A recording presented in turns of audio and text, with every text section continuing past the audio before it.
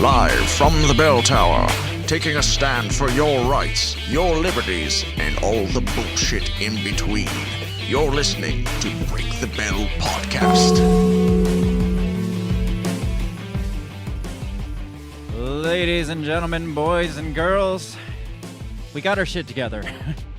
It was rough. It was a rough couple seconds there. For a few seconds, there was like some unlimited like loop back feedback thing it was going very dramatic. It almost fried my brain. Yes, when you got earbuds in, they're cranked up. It's just like oh oh my god. Yeah. So if you witnessed that, I apologize. But we got our infinite loop back figured out, so we're back to normal now. Yes. So as much as we can as be. normal as we Yes. are, Yeah. which is very not normal. Yes. We're here and we're live. That's all that counts. That's right. Welcome. Hello, beautiful bell breakers. Yes.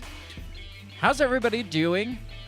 We got a doozy tonight, and it's not the normal like what's going on in the world show, because we don't give a shit to any we just It's fucked. We all know yeah that. we it's on fire. Yeah. Nothing new really. Yeah. So we decided to go on a deep dive today. We are talking about the incestual love affair between big tech and the intelligence agencies, specifically like the CIA and FBI. Yes. And I had heard some mention about certain topics on other podcasts.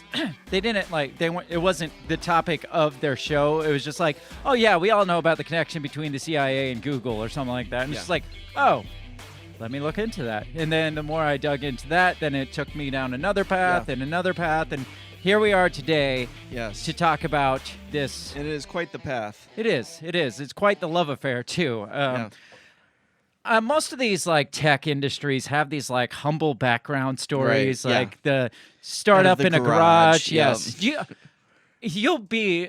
You probably won't be shocked, but it's ridiculous to see how many of them say that they started out of a garage. Right. And maybe partially they did, but all these people are like come from wealth. Yeah. Like all the the Google founders, the like Bill Gates, Amazon, Jeff Bezos, like they all came from. I mean, they were going to like Stanford and Harvard and shit. You can't say that you pulled yourself up by your bootstraps. Right. You It's never. like you went to an Ivy League yeah, college. you were never on our level here. So your American dream, like humble beginning story. Did you ever? It's a farce. Did you ever see that movie? What is it called? I know you don't like Colin Farrell, but it's got Colin Farrell and Al Pacino in it. I think it's like called FBI or something like that.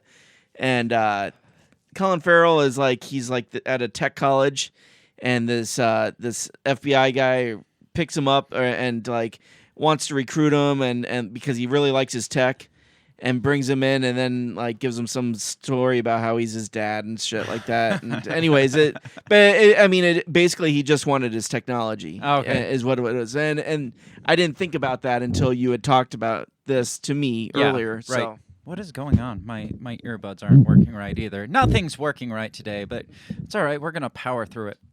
But yeah, like I said, they all have these like humble beginning stories. But to find out the intelligence connection between all of them is, I mean, shocking, not shocking, I don't know. But like we all know that big tech is in bed with. Yeah, and I mean, we'll get into it, but just the mere fact that, they have this non-profit, venture capitalist that is directly in bed with the intelligence agencies. Investing. The intelligence agencies are directly investing in like big tech startups and shit just to like get their technology to spy on us. Basically, is what it comes down to. So we're gonna get more into that.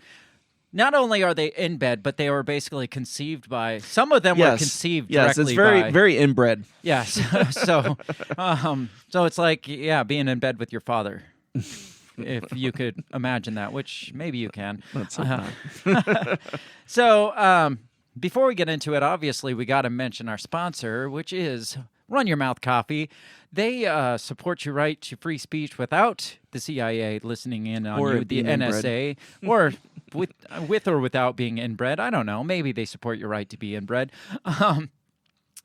But they support your right to be able to stand up for what you believe in without getting put on a list, I guess, is what it comes down to, without being like singled out by these alphabet agencies like the NSA, CIA, and shit. And they make really good coffee, which probably puts them on a list because you're not allowed to make good coffee without being in bed with the government, I guess. Yes. Because it's not communist. They're not communist. Yes. So. Well, and they're and everybody knows. I mean, you're Marine, ex-Marine. You know how government coffee is. Yes, I know exactly how government coffee is. It's terrible. Go to rymcoffee.com. Tell them we sent you by using the promo code BreakTheBell, and you'll get 10% off your purchase of non-government sponsored coffee. And it's delicious. Yeah. And it's a good deal. rymcoffee.com. It's delivered fresh roasted straight to your doorstep, so you don't got to go to some big box store and buy your coffee. You can get it straight to your door from a company that supports the things that you support, and they make a delicious product. So go to rymcoffee.com. We actually, moving in and stuff, Jen's going through some of my old stuff, and she found I had a bunch of these MREs. Oh, yeah? And so she was looking at them. She's like, "Ooh, there's coffee in here." Don't do it. And I know that's what I told her. I said, "Don't do it." See, when I was in, the MREs contained little Insta pack, like Nestle Insta coffee packs, and so it wasn't terrible, but it still wasn't good. Yeah. But anyways, moving on. Make sure you check out our merch store, which is at breakthebell.bigcartel.com, or you can find it at breakthebellpod.com, our official website. We got a handful of T-shirts out there. We got is this shirt even real shirt? We got the Anti-Cricket Brigade, the I Won't Eat Your Bugs shirt, and then We Are Not Your Pawns, as well as we have our logo on T-shirts and mugs and shit. So breakthebell.bigcartel.com. You can get your hands on some awesome merch. As you pointed out yesterday, Christmas is right around the corner. Yes. I mean, why not support us and give your family some awesome gear, Break the Bell podcast gear, such as these shirts and other things. So make sure you check that out. That's breakthebell.bigcartel.com. Check us out all over social media. Share us far and wide across the lands of the CIA-backed social media platforms, because that's how we get our name out there, as long as the government allows it, which they probably won't. But still, just try. Hit that like and subscribe button. Specifically, if you're on YouTube right now, go and subscribe to our YouTube channel so we can build that thing back up. Since we got nuked about 6 months ago and we've had to rebuild, help us out. Go to our YouTube channel and smash that subscribe button. Smack it. Or what? Spank it. That's what Spank it. There you go. said. We need to spank that like and subscribe button. Otherwise, I'm ready to get into this one, because this is going to be a fun trip down the rabbit hole. Let's do it. When we come back, we're going to talk about the incestual love affair between the CIA and big tech. So we'll be right back. What did you say? You talking to me? What the heck are you talking about? What did you say? What did you say? What did you say? Are you talking to me? Are you talking to me? Are you talking to me? What are you talking about? What are you talking about? What are you saying? What did you say? Are you talking to me? Well, maybe he was talking to me. What did you say? Talk to me. What in heaven's name are you talking about? Talk to me, baby. What did you just say? What did you say? You listen to me. You're talking to me. Are you talking to me? What the hell are you talking about? Who are you talking to?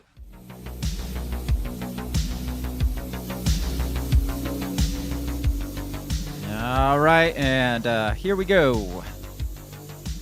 I hate these earbuds because one side is louder than the other, so it throws me off. It makes me feel like I'm sitting at an angle.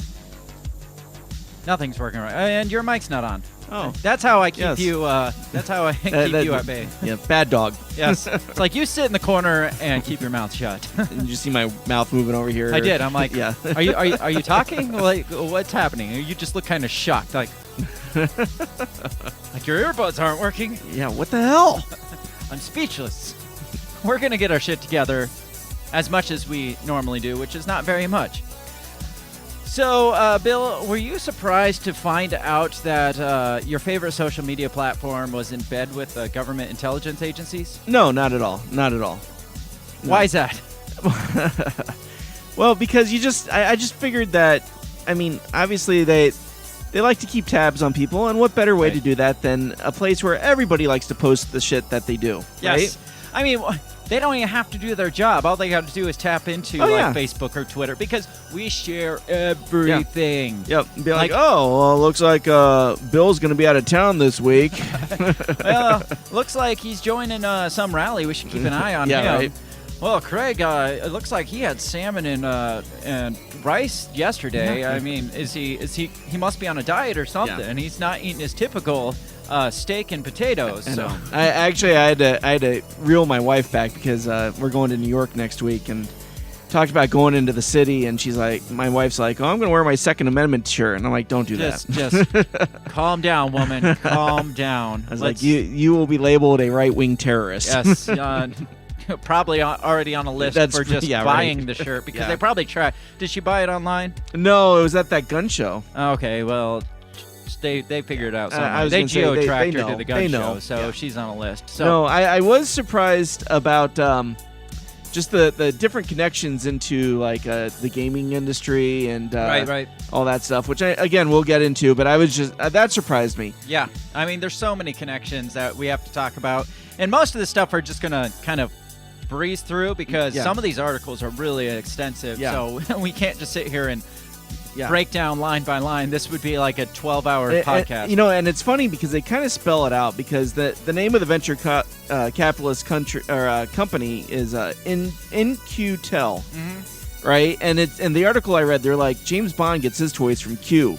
Yeah, that's what they said. They Yeah. specifically named it after. Yeah, Q. I was gonna say. So they're telling you right there. Right. So we talked. Do you remember years ago we talked about the wargaming of the 2020 Yes. election Yeah. and how they invited like Zuckerberg and Jack Dorsey Yeah. and like collaborated with them to spell this thing out and influence the election basically. So Yeah. so I mean we talked about this plenty of times. I mean just recently we talked about how Zuckerberg got asked by the FBI to dumb down the info on Hunter Biden's laptop. Right. So we know they're in bed with them. Yeah. We know they're working hand in hand with them. But what I didn't realize, I guess, is how deep it goes and how far back it goes. Right. And that's what we want to dig into Yeah. tonight because it's pretty deep and it's pretty far back. Yeah. So let's, I guess, jump right into it. Yes. And like I said in the pre-show, all these big tech companies have their humble origin story. Like Amazon started in a garage, Bill Gates started in a garage. Google's the one I want to start with because this article here is actually titled "Google, a digital corporate giant with very humble beginnings." So it seems appropriate. So I have a feeling that they're going right with the main narrative that, hey, it started with a bunch of like poor computer geniuses Out of the turned to garage. big billionaires. Yeah, so let me pull this one up real quick. It says the foundation, this is from the Costa Rica News.com. Ooh, Costa Yes. Rica. The foundation and expansion of Google is the classic history of Silicon Valley. Classic, yeah. Yes. And what are the odds that they all fucking started out of Yeah, a right. garage? Yeah. Really. I mean, classic history, Yeah. more like classic bullshit story is Yeah, what it right. seems like to me. Says this company emerges as an idea in the dorm of two university students. Its first headquarters was a garage, no less, and a few years later it became a corporation worth billions of dollars, creating a resource so massive that it imposed a web derived from its name. Google it. So basically, or a verb derived Oh, from its yeah, name. right, so right, right. so we talked about this during the Internet is Dead episode, or Right. the Dead Internet Theory episode a couple weeks ago, that Google's so big now that it's its own verb. That's how big it's become. Says there was internet before Google, of course. Google was not the first search engine, nor was it the most popular during its early years. And I remember all three of these, Yahoo, AltaVista, and Lycos. When we turned on our computers at school, those three popped up on the home screen. I remember Yahoo, AltaVista. AltaVista, and Lycos. And Yes. you got to pick between them which one you preferred. And now It's all Google. Now, I was gonna say no. Yahoo's still around. Yeah, I don't. barely. I don't. But Lycos? Yeah, I Is haven't that heard a of thing? Lycos. Lycos doesn't even get a freaking bold heading like the rest of them because it's just nothing, I guess. Yeah, I was gonna say. Alta Vista, I'm not sure if it exists still or not. It says there were some of the sites that were considered more important. Its creators, Larry Page and Sergey Brin, met at Stanford University, humble beginnings, Stanford, in 1995 while pursuing a doctorate in computer science. There's Lycos. It is still a thing. Okay, there you go. As part of their research project, they began to develop Backrub, was the name of their first program. Interesting. It's creepy sounding. A new system to sort results obtained from computers. So, Could you imagine if they were like, oh, well, here, let me back rub that. oh God, no. Yeah, somebody's like, that sounds weird. Change it. Okay, how about Google? Oh, that's much better. Much better, yes. Says the first version of Google was launched in 1996 on a website owned by Stanford. So they didn't even start on their own. Yeah, right. It was a college. Stanford backed it Yeah. first. Like from the main story, Stanford bought it was a stanford.edu site. So it was google.stanford.edu. It was such a colossal project that it used almost half the bandwidth of the university network. shit. Finally, in September 97, they registered their own domain. It was then the entrepreneurs and investors, and not just researchers, began to be interested in Google. Notice what they didn't say there Mm-hmm. is the intelligence agencies. Exactly. They conveniently gloss over the intelligence agencies that became interested in Google. It says at the end of 98, the Google search engine contained 60 million pages, and although its founder still did consider it a trial version, it already rivaled the best search engines of the moment, which was Yahoo, AOL, and MSN. The garage where they housed their office was small, so in 99, Google had no choice but to move to Mountain View, California. That's quite the move. Yeah, that's quite the step up. So that's the humble origins, according to Yes, that seems very humble. Yes. Doesn't it? I mean, according to the Google lore. That's its humble beginnings. yes. However, it seems that it wasn't exactly that. Like the truth is that Google has always had ties to the CIA and the NSA. Did you look into this one at all, into Google's founding in history? I did, yes. All right, It was so Project Keyhole, wasn't it?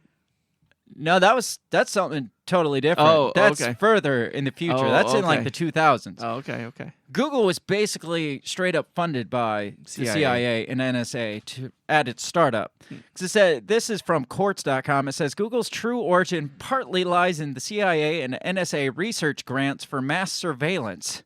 So the story goes like this. The real story goes, computers were becoming a thing, and the internet was becoming a thing, and there was all this information out there, and the NSA and the CIA were already spying on all of us, but they were like, it'd make it a lot easier to spy on people is this new thing called the internet. If we could track what they're doing and their comings and goings on the internet, I mean, this would make our job really, really freaking easy.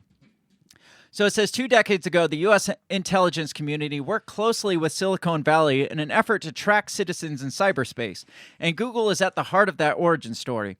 Some of the research that led to Google's ambitious creation was funded and coordinated by a research group established by the intelligence community to find ways to track individuals and groups online.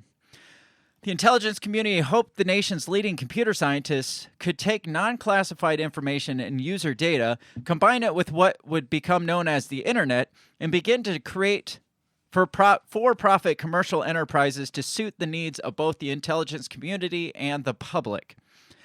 They hoped to direct the supercomputing revolution from the start in order to make sense of what millions of human beings did inside this digital information network. So at the start of the internet, they're like, we can do something with this. Right. This could be good. We don't even have to follow them around while they're shopping. We can just have their information sent directly to us. Apparently the internet itself was kind of started by the U.S. defense because it started with a bunch of military mainframe computers that Right. were all hooked together, Yeah. and so the internet itself started. Yeah, was I watching the other? Trey and I we were watching Transformers, and this was like in '83, and one of the Transformers was injured. He's like, I need to I need to get on the network and find a user. And like he like kind of patched into the phone line and it like called over to some kid on his wow. computer.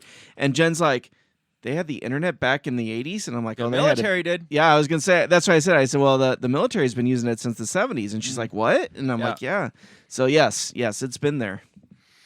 G.I. Joe or Transformers was just military propaganda of the time. It was. Says intelligence gathering may have been their world, but the CIA and NSA had come to realize that their future was likely to be profoundly shaped outside the government because they were basically their budgets were getting cut left and right, and you know how the government kind of lags behind the actual world, which is why we should let the government take over all the industries. Right, yeah, because that makes things go much better. Yes, which is why the intelligence agencies are constantly going to the private sector for their technology, because the public sector could do such a better job. Yeah. Does that make much sense to you at all? No, not at all. It's like, we should just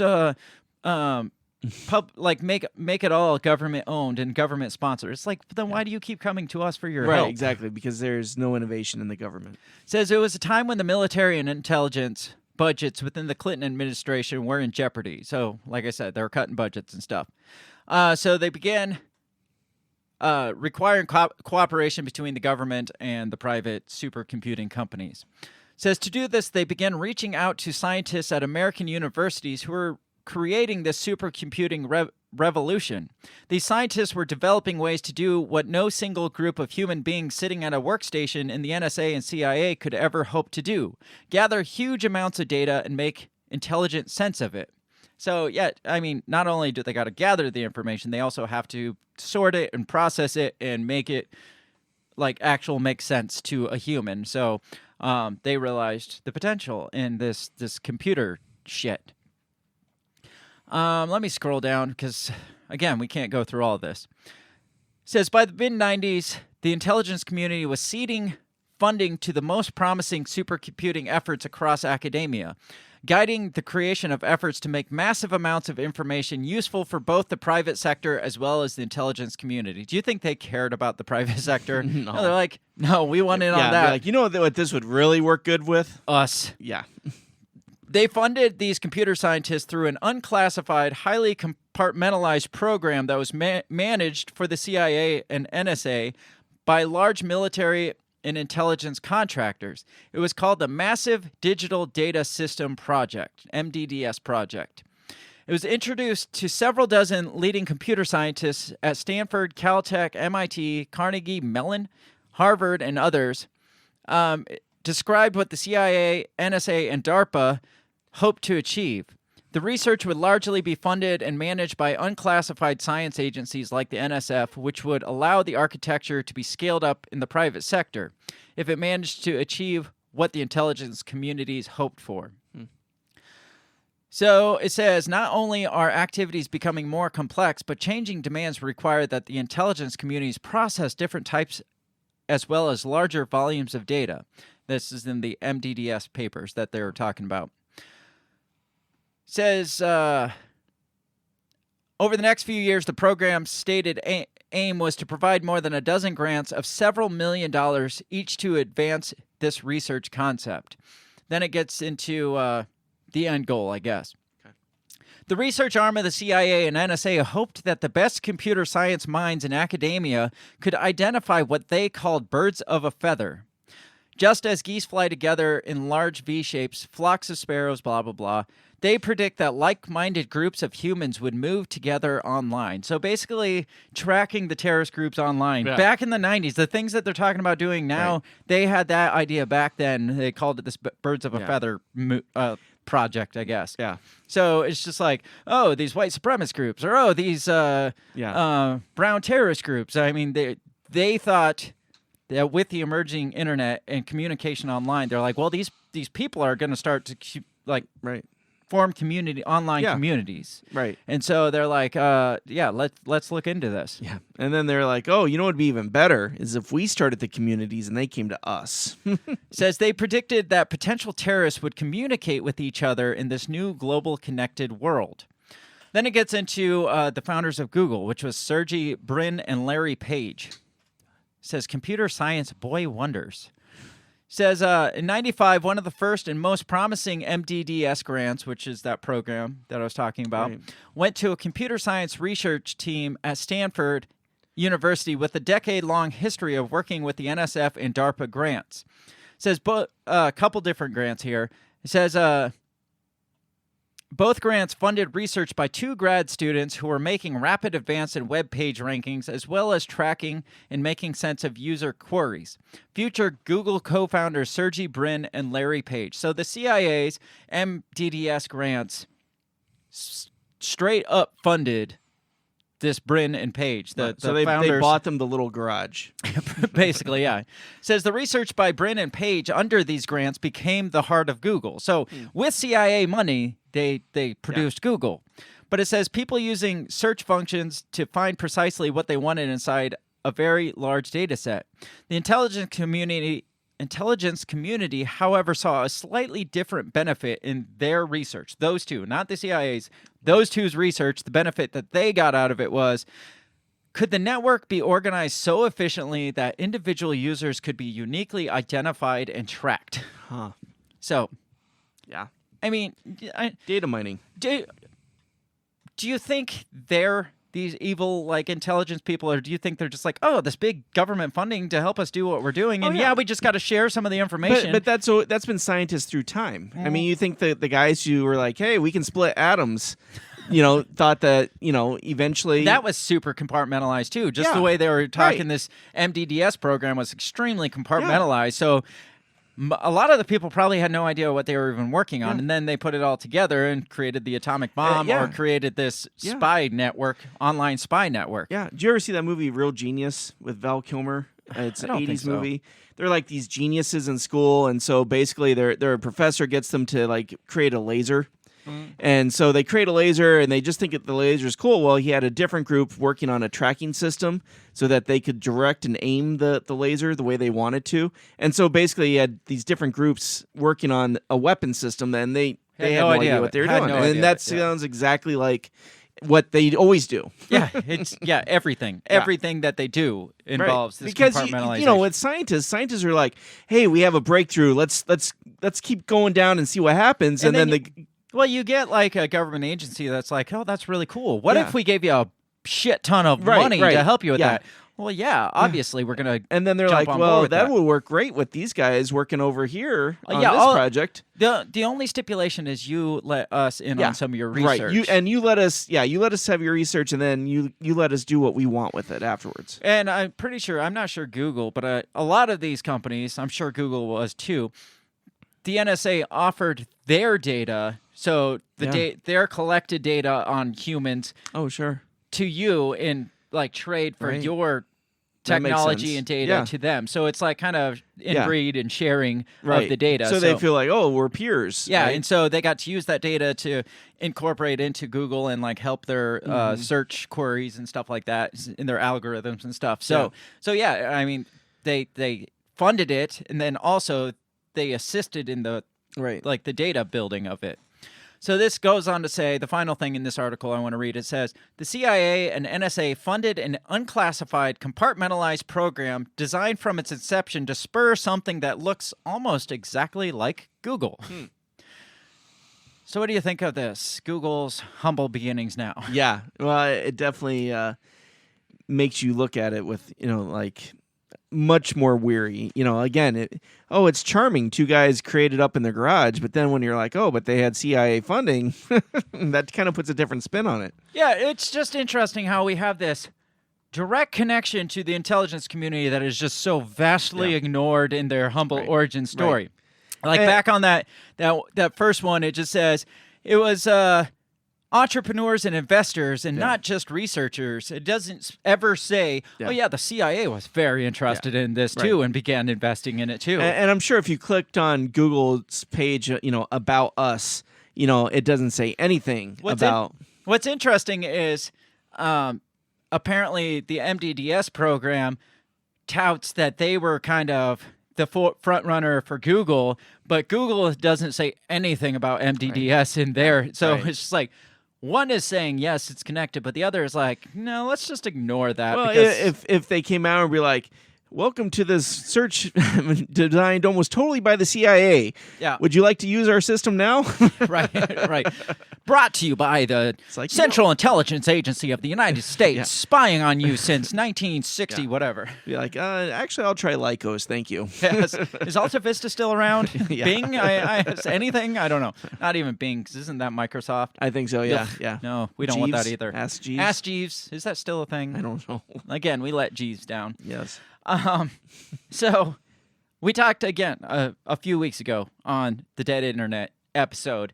We talked about how Google used to be amazing, and we're just like, what happened? I don't know. The government infiltrated and made it worse. Well, it seems that the government from the start was infiltrated into it. So this whole like Google altering your views to like influence elections or influence this or push this narrative and this agenda, that's now what Google has become. Right. Like, is that just maybe the intelligence community is calling in their chips? It's like, you know how we funded you from the start, and you wouldn't exist today if it wasn't for us. Now we want you to do something for us. Yeah. We want you to change the algorithm so people are looking over here, not over here. So, and if you don't, we might have to let it slip that that we funded you, or maybe they're still funding them, Right. Yeah. or yeah. maybe Google's just that woke now that they're like, no, maybe they're just that in bed with it now that they're like, no, you're right, we'll do that for I'm you. sure it is. I mean, do you really think? I mean, the parent company ABC, you think they're developing smart cities without any thought of what the government tracking no. can be? I mean, and again, I'm pretty sure they're probably using government information to even figure out how to create that algorithm. Oh, you know they are. Yeah. It's like combining data and stuff, the same as what happened with Google here. So let's move to another. Have you ever heard of a project called LifeLog? No. All right, let's talk about LifeLog, because this one might blow your mind. Sounds and like a Fitbit thing. Yeah, it does kind of. I didn't share this one with you because I wanted to get your reaction here in real time. So this one says, in the aftermath of 9/11, so nice. Yes. Coming off of 9/11 holiday that we Yes. had, we can talk about 9/11. In the aftermath of September 11th attacks, DARPA, in close collaboration with the U.S. intelligence community, specifically the CIA, began developing a pre-crime approach to combating terrorism. Oh, I did read about this one. Known as Total Information Awareness, or TIA. So basically, they want all your information. Right. The purpose of TIA was developed as an all-seeing military surveillance apparatus. Scary enough. Yeah. Yeah. Them looking at everything and basically like predicting what you're going to do next. Right. It's like Minority Report. Yeah, this is exactly what it tied Yeah. it into, was Minority Report. It says the official logic behind TIA was that invasive surveillance of the entire U.S. population was necessary to prevent terrorist attacks, bioterrorist events, and even naturally occurring disease outbreaks. So precursor to COVID-19. Right. So again, we talked last week how the things that came out of 9/11 morphed into what we dealt with during COVID-19. Right. The invasive, the privacy invasion, that came from post 9/11 projects and post 9/11 theology, And even the creating or directing the flow of information. yes. So it talks a little more about TIA. It says the man who led it during its relatively brief existence was John Poindexter, best known for being Ronald Reagan's national security advisor during the Iran-Contra affair. That's scary. And for being convicted of 5 felonies in relation to that scandal. So now he's in charge of this surveillance That's program. beautiful. How does that make you feel? Right. That's probably his payoff for taking the rap. It says a less well-known activity of the Iran-Contra figures like Poindexter and Oliver North was their development of the main core database to be used in continuity of government protocols. Main core was used to compile a list of U.S. dissidents and potential troublemakers to be dealt with if the COG protocols were ever invoked. They may, like we talk about getting put on a list, They actually have a fucking list. This is the list of potential trouble. It's not, hey, you did something wrong, you're on this. No, it's like these guys, we got to keep an eye. So if something actually goes down, these are the first people we're going to look at, these people on the list. Says these protocols could be invoked for a variety of reasons, excuse me, including widespread public opposition to U.S. military intervention abroad, widespread internal dissent, or vaguely defined moments of national crisis or time of panic, i.e. COVID-19. Americans were not informed if their names were ever placed on the list, and a person could be added to the list for merely having attended a protest in the past or failing to pay their taxes. Wow. So you ask, are we on a list? We're absolutely fucking on a you're list on the right list. now. Absolutely. CD is here. CD, Hey, how's CD. it going? CD says it's allowed to exist because the government found benefit in its existence. Yes, that's like every other company out there. So, yes. It goes on to say... the program, the TIA program, met considerable outrage, citizen outrage, after it was revealed to the public in early 2003, because it says the surveillance effort would kill privacy in America because every aspect of our lives would be cataloged, and we're fighting terror by terrifying U.S. citizens. That's exactly what it was. Yeah. So in response to the outrage, they changed the name from total information awareness to terrorist information awareness. So it's still TIA, but we're focusing on terrorists. But as we're focusing on terrorists. But as we see today, we're all fucking terrorists. Right. So they can still use that shit on all of us. Says soon after TIA was initiated, a similar program, DARPA program, was taking shape under the direction of a close friend of Poindexter's, DARPA program manager Douglas Gage. Gage's project was LifeLog, and it sought to build a database tracking a person's entire existence, which includes an individual's relationships and communications, phone calls, mail, emails, all that shit.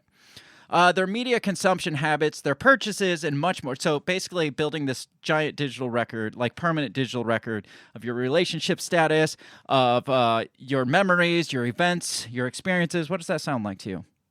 Sounds like they're tracking everything you're doing. But is there something out there that tracks your relationship status, your memories, Facebook. your experiences? Yeah, it sounds a lot like Facebook. Yeah. This LifeLog sounds very eerily similar, tracking everything you do. Right. Because people willingly put that out there. So look what I had for dinner today. Yeah, look where I'm going today. Posting from this block in Kansas City. Yes. LifeLog, per Gage and his supporters, would create a permanent and searchable electronic diary of a person's entire life, which DARPA argued could be used to create next-generation digital assistants and offer near-perfect digital memory. Gage insisted even after the program was shut down that individuals would have had complete control over their own data of course. Collection efforts. So you could opt out of it, obviously. Even though we didn't know it was a thing. Right. We did have the ability to opt out if we knew it existed. Well, you don't have to share your location. It says they could decide when to turn sensors on or off and decide who will share the data. Bullshit. It says the information that LifeLog gleaned from an individual's every interaction with technology would be combined with information obtained from a GPS transmitter that tracked and documented the person's location, audio-visual sensors, as well as biometric monitors that gauge the person's health. Wow. So basically, it says the medical research and early detection of an emerging epidemic. So they wanted to all this shit. Basically, sounds like what was it? The digital IDs that they wanted to impose. I mean, could you imagine that it transmitting like, oh, you got a fever today? We're just gonna let them know about that, you know? So it talks about how this got a lot of pushback too. So they end up closing the doors on this. But it says in the years after LifeLog was canceled, that person that founded it began working for DARPA and the intelligence communities again. Related, so this is just like this is a sidebar here. Yeah. Related AI research product. So he's working on intelligence AI projects. In addition, the AI lab at MIT, what the fuck, go away, was intimately connected with the 80s corporation and DARPA contractor called Thinking Machines. Do you know what Thinking Machines became? I don't. Thinking Machines was the precursor for IBM computers. Oh, okay. Who was it whose mom got him involved in IBM before he went on to do his own thing? Was it Bill Gates.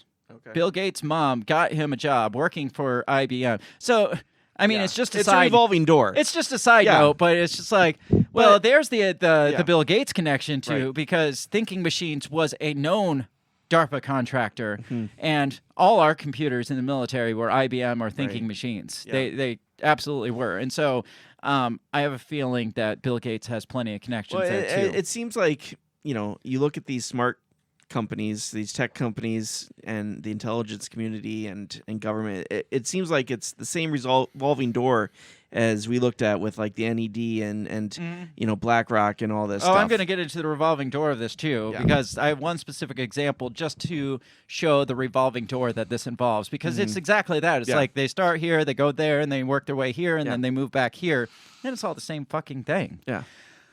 So Thinking Machines was founded by lab luminaries, including Danny Hillis, Marvin Minsky, and Eric Lander, who all three happen to be revealed as close associates of Jeffrey Epstein, no less, My.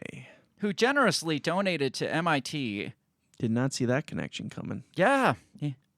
I didn't either, but I felt I had to point that you can't, and they just breeze past that, Oh, of and then course, they yeah. move on. Yeah, right. So, back to LifeLog. So, it goes on to say, after LifeLog program shut down, critics were worried that it would, like TIA, continue to do the same thing but under a different name. One of the things that it kind of merged into was this project called Palantir, which Yes. was started by Peter Thiel. And we'll get into Peter Thiel on down, because just remember that name, Peter Thiel. Yeah. But he started this Palantir project, which was more data mining than any of the others of these combined. It's basically, we want to predict the future Right. through data mining. Yeah. So, And Palantir, is from Lord of the Rings. yes, which right? was like the all-seeing, Yeah, like all-seeing eye. Mm-hmm.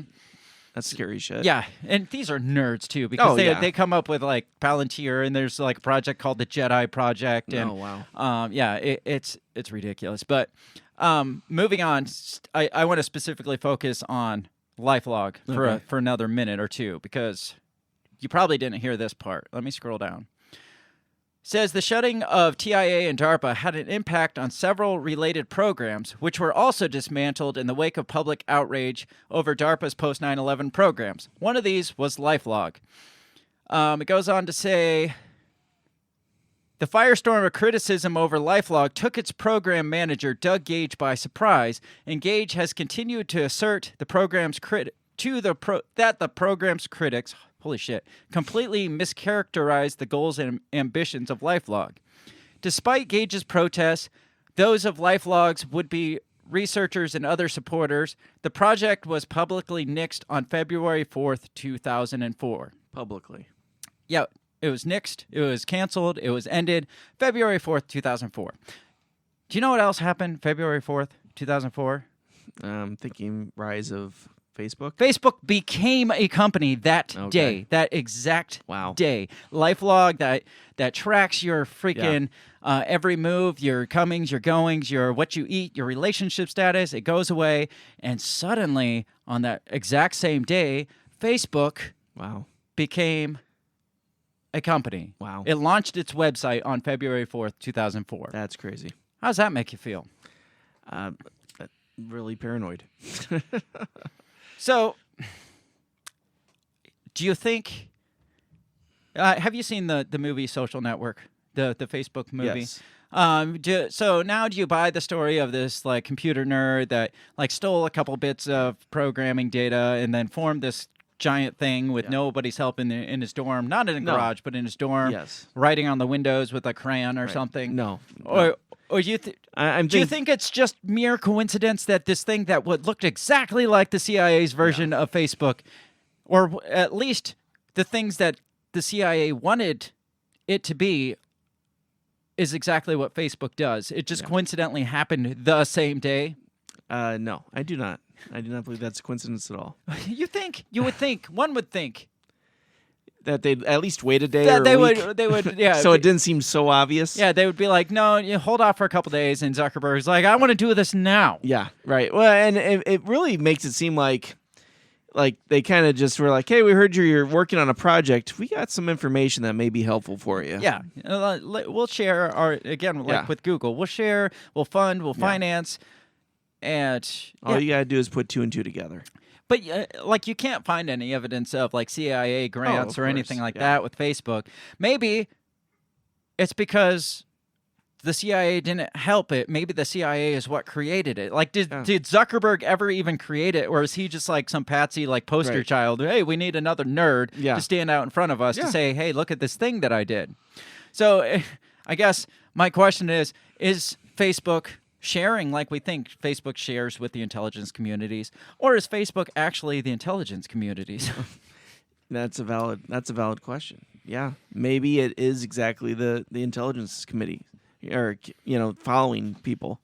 Maybe that's valid. Maybe we're grasping at straws, and that's fine. But but when you look at what Facebook is and what it's turned into, and when you look at Zuckerberg, and that was another thing. It's like I've presupposed that Zuckerberg's not a real person for a long time now. You watch him talk, I'm like, that's an AI bot for sure. Right. That guy's got to be a bot. So maybe he's an AI, like a CIA-funded AI bot that they just put up on a screen, and he's not actually anywhere. He's just there.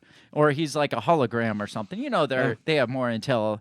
Like their technology is way beyond what we know exists out there. So maybe he isn't a hologram. It really makes you rethink Meta, doesn't it? Right. Yes. If Facebook was directly from the CIA, then what is Meta?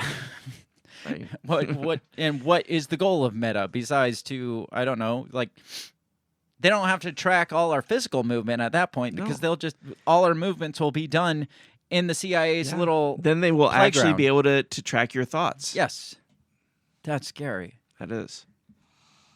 So another side note, I guess. Do you know who the first investors were? Do you remember who the first investors were in Facebook?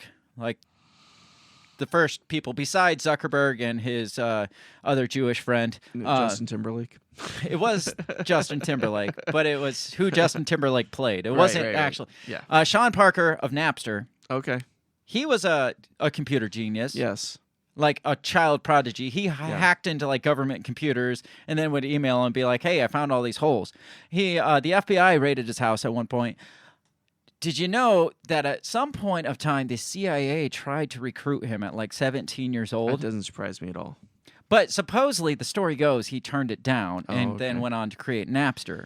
Sure. Now, do you turn down the CIA when they try to recruit you? I don't think so, because can't imagine you being successful in life if that happens. No, or you'd end up in jail. Like, it's usually a tit for tat. Like, you either go to jail for hacking or you come work for us. Exactly. And they're never going to come out and say Sean Parker worked for the CIA because that discredits everything that Sean Parker stood for in his Napster days, which was like piracy and stuff like that. Right. So, but I wouldn't be at all shocked. But that explains how he got around the FBI warnings. Yes. And then that again ties the CIA in a way back to Facebook, Mark Zuckerberg. He was the first investor in Facebook. Okay. Sean Parker. Sean Parker, do you know who he brought in as the first outside investor? Mm-mm. Peter Thiel, who we talked about of Palantir. Palantir. He was actually the co-founder of PayPal. Did you know that? I did know that. Yes. Yes. So him and Elon Musk connections, Peter Thiel. Yes. It all ties together. Yeah. Thinking Elon Musk is the white savior. Yeah. Yeah. So it all ties back together. So now we're on track with Peter Thiel and this Palantir company because that one's really scary. Yeah. But I don't want to move on too quickly. I feel like we see that Facebook does this and we see that Google is this, but then does that mean the others aren't, or do you think they're all just as in bed with it? I think they're all in bed with it. Like, what about Twitter? Do we know? Like, I didn't find much info on Twitter, but yeah, it seems that they kind of go the way of. Yeah, and the Twitter guy seems like he's very much willing to play ball with the government. Yeah, he was in on that whole war games. Yeah. rigged the election thing that we talked about, as well as Mark Zuckerberg. So I don't know. Definitely Twitter, and Instagram's owned by Meta, so they're in on it. Yeah. And Google owns everything. Google owns YouTube, and Google owns all the shit. Who owns Reddit? I'm not sure who owns Reddit. Oh, okay. So, I the alien guy on the little logo. The aliens own Reddit, so we're cool that's there. safe. That's safe. Yes. Let's keep going. Let's get into Peter Thiel, because it still has Facebook connections, right? Yes. Peter Thiel is the worst of the worst, in my opinion, when it comes to this, because he's all on board with this data tracking. Apparently, he was a pro-Trumper too, which is really scary to me. That is scary. He was one of the original investors of Facebook. He was a PayPal. He was a big tech giant. He was a Trump backer, diehard Trump backer. But his newest product makes Facebook and the Google shit and all that shit. It just makes it look like peanuts compared to what he's working on now, which is that Palantir company. And this is the one you actually read about. So the ads that pop up on this are gross.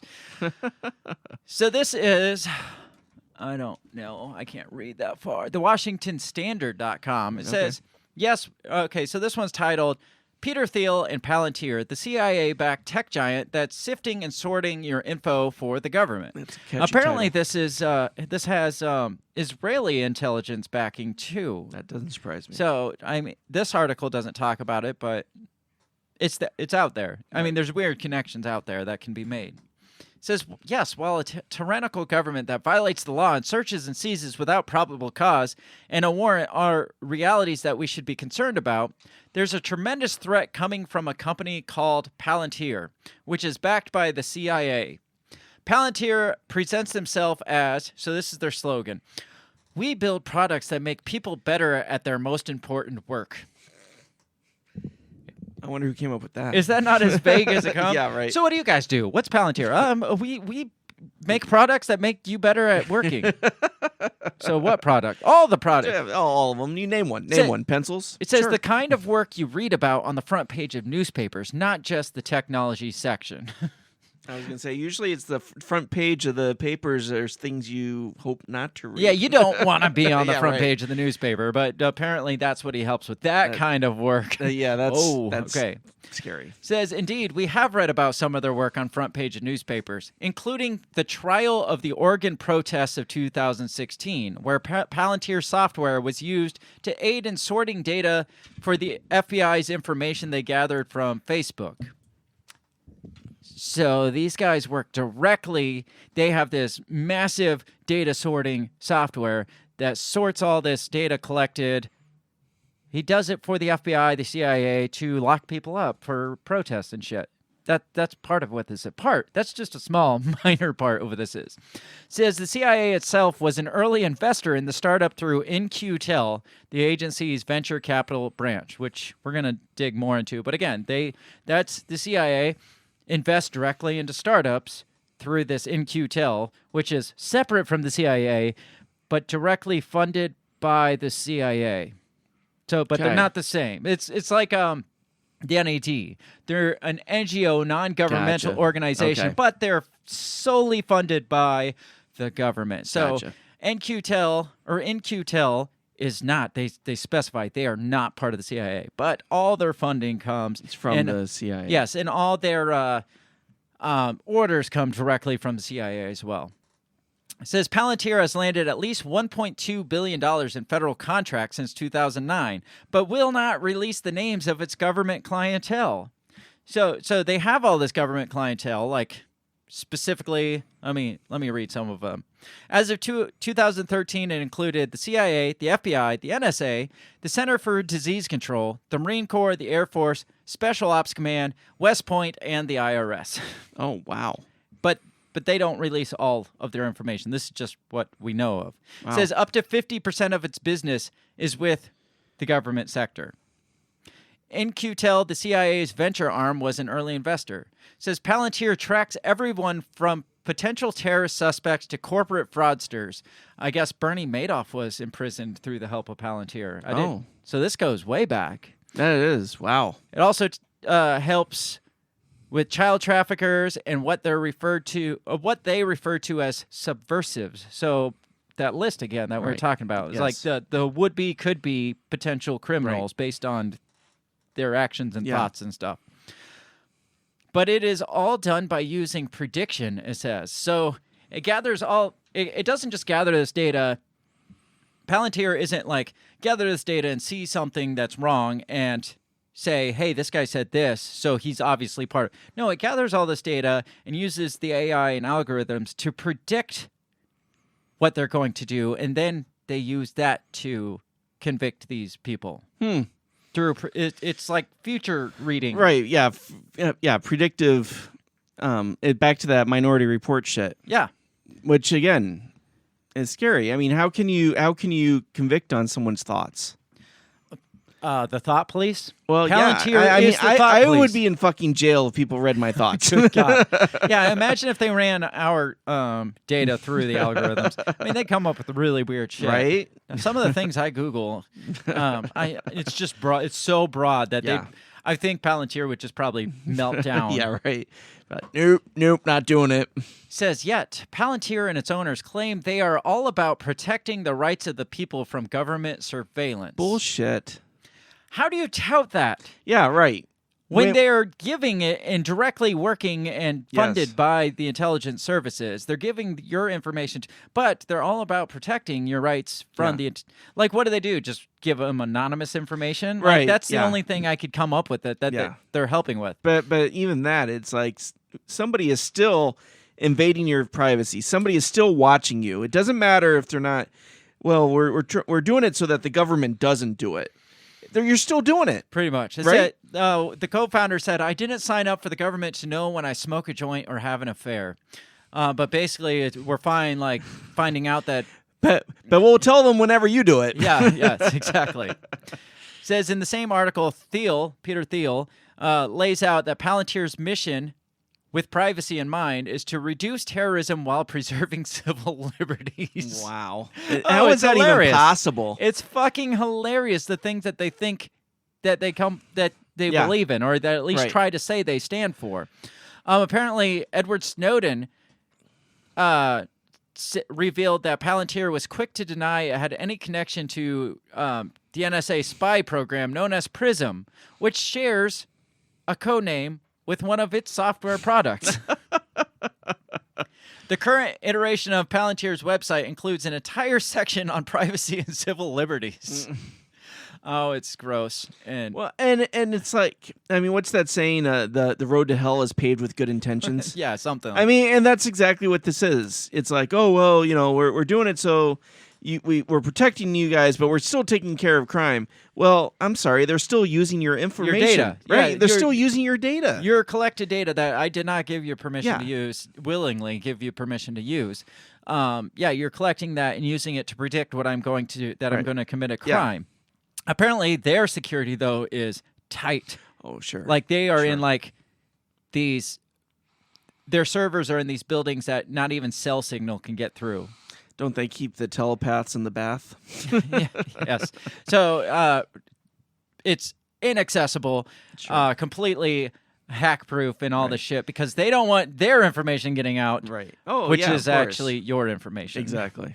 Says it's hard to square this purported commitment to privacy with proof garnered from documents provided by Edward Snowden that Palantir has helped expand and accelerate the NSA's global spy network.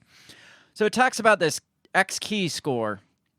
It says, notably, the partnership has included building software specifically to facilitate, augment, and accelerate the use of X-key score, one of the most expansive and potentially intrusive tools in the NSA's arsenal. Beautiful. According to Snowden, documents published by The Guardian in 2013, X-key score is, by the NSA's own admission, its widest-reaching program, capturing nearly everything a typical user does on the internet. Jeez. So...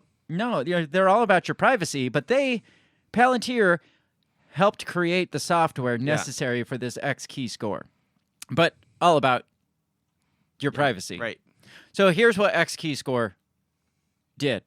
It collected communication not only including emails, chats, and web browsing traffic, but also pictures, documents, voice calls, webcam photos, web searches, advertising traffic, social media traffic, botnet traffic, logged keystrokes, computer network exploitation targeting, intercepted username and passwords, file uploads to online services, Skype sessions, and more. But they're all about your privacy. Absolutely. That's this Peter Thiel, the co-founder of PayPal, the first outside investor of Facebook. So again, we have this government connection, this NSA, CIA connection back to Facebook through this guy who is now, he was like, Facebook doesn't do enough for me. Yeah, right. We should be going harder. We Yeah. should be collecting more data.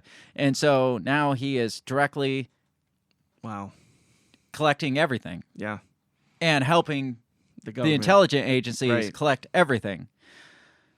Oh, let's see. Is there anything more on this? Wow.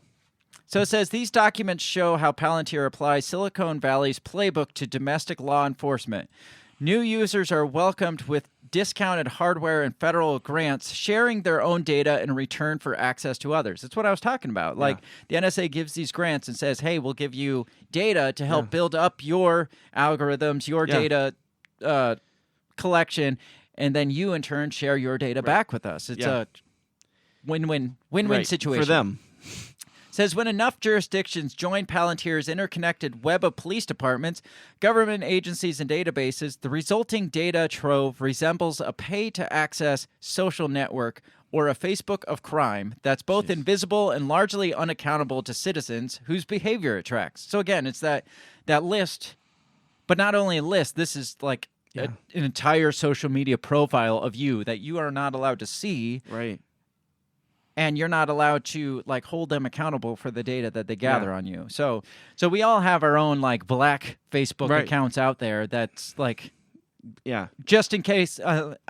It sorts it so precisely too that it can just like type in your name and pull up the shit I'm on sure. you. Yeah, and it pulls up like pictures. Yeah. And It's and like locations. so and, like, oh, we saw this guy here. Well, first let's do some facial recognition. Mm-hmm. Oh, it pulls up this. Well, pull up his Palantir account. He pulls it up. It's like, well, this guy ate here and he did this and he called these people and he looked up this. So they have all this information already gathered on you. Yeah. I mean, makes the law enforcement's job super easy. They know exactly where to pick you up. Yeah, it's like, do you got any evidence on this guy? It's like, hey, wait a second. Click, click, click. Here's like 18 pages of evidence. Yeah. And with the Pfizer warrants, they don't need to actually have evidence to get a warrant on you. Yeah, right? FISA, not Pfizer. Sorry. Pfizer warrant. And Same thing. Yeah, right. You know what I'm talking about. Anyways, they don't need to have information to get the warrant anymore. They can just get the warrant and they can build a case off of you just based on what they pick up off your social media. Right. So Palantir was their first backers of Palantir was that In-Q-Tel that you talked about. That's going back to that Facebook article. I'm not going to dig back into it, but they were their initial investors. So they can say, hey, we're not part of this. But again, the CIA started the funding for this. Like the first backer, the first financial backer was specifically the CIA. Right. And like I said, 50% of their clientele is intelligence agency or government agencies or the Department of Defense, DARPA, whatever. Right. It's like most of their work is for these government agencies that we don't want to give our information. And again, they tout it. I mean, like you said, they got Q in the freaking name, so they're saying, hey, this is where we get our toys. This is where we get our tools to use against you. Yeah, but we're going to get into break, and then we'll talk more about the In-Q-Tel. I got a little bit about that because we kind of mentioned that they were the startup investments. Right. And so I want to dig a little bit into that just because. And then we got a couple other things. I wanted to talk about the revolving door that you brought up and some other stuff. I even want to get into cryptocurrency because there's some shit out there about like Bitcoin being connected to the CIA as well. Wait till you get to the Pokemon Go shit. Oh, yeah. Wait till we talk about Pokemon Go. Yeah. And this is not a joke. That game that was popular that everybody was playing. All the millennials were playing. I mean, not me, but everybody. All the like 20-some-year-old, like Right. younger millennials were like wandering around and roaming around the city, getting hit by cars and right. like trespassing on people's property. Yeah. Oh yeah, that might have some connection too. Right. We'll get into that. We're gonna take a few minutes break first so we can let our brains wind down real quick before we get right back into the crazy shit. So when we come back, we're going to talk about more crazy stuff. So don't go anywhere. We'll be right back.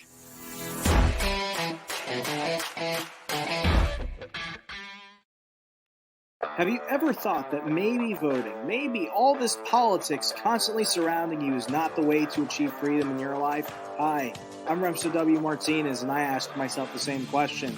That's why I'm on a journey to find true freedom in my lifetime.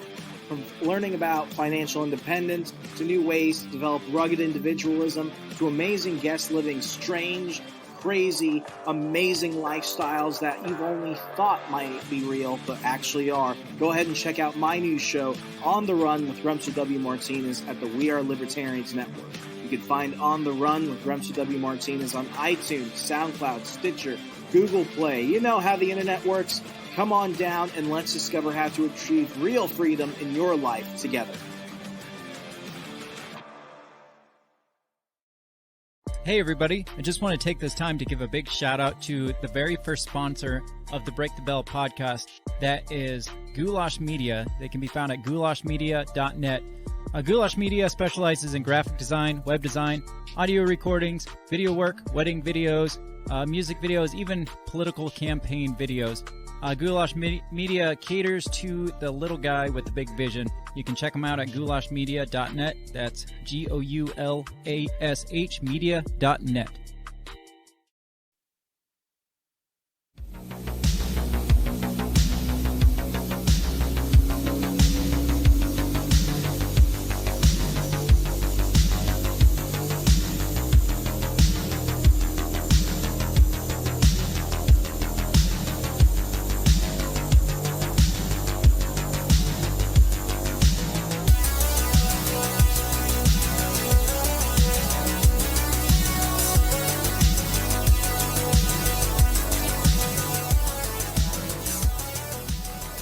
And we're back.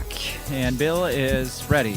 Mostly. Mostly ready. It's like, I'm like, you ready? Yes. And as soon all of a as sudden, everything starts everything falling fell down. It's like, okay, we're not ready. But we're ready stop. now. Just stop and sit.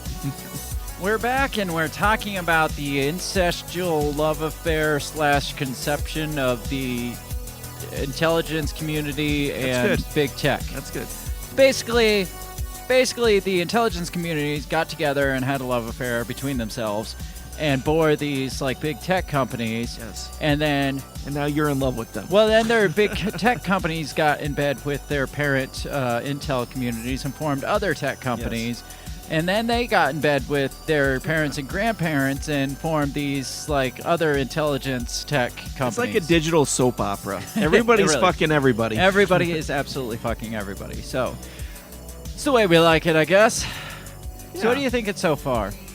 It's it makes me wonder why I'm still on social media. Yeah, or Google at that. Or well, anything digital actually. yeah, but I mean, what what's the options alternative? do we have? I was gonna say, I mean, in this world, to exist, you have to be online. Mhm. You know, but Well, we found out at the first half that basically the intelligence community created the online experience, the internet. the search engine, the most popular. The most search popular engine. one they started, helped found. We have reason to believe that Facebook is the direct, love child of. not even left. It's the CIA's LifeLog turned into Yes, a it's private like they just put on corporation. a fake pair of glasses and a mustache. Yeah, Say, what? No, basically. LifeLog? Shh, never Never heard heard of it. I mean, LifeLog kind of sounds like Facebook, Yeah, pretty much. Right. Yes. So- I wonder, is MySpace in there, or is No, Tom totally? no. No, Tom's innocent. That's why Tom went away. They probably Yeah. pushed him out They of the probably game. did. They probably killed him. They're like, yeah. Do we have any confirmation on Tom? Yeah, I mean, that's true. Is there? I mean, Tom starts the social media, and then the CIA is like, "We're going to do this too. Yeah, do you we want can in do it." on the ground floor of this?" And Tom's like, "No." And they're like, He's "Okay, like, no, you're I'm out. keeping it You're pure." gone." And they're like, Yep, two bullets to the back of the head, Yep, suicide suicide. style. Yes, exactly. So what we found out in the first half is a lot of these startups, a lot of these big tech companies were funded through the CIA's investment firm, which is In-Q-Tel.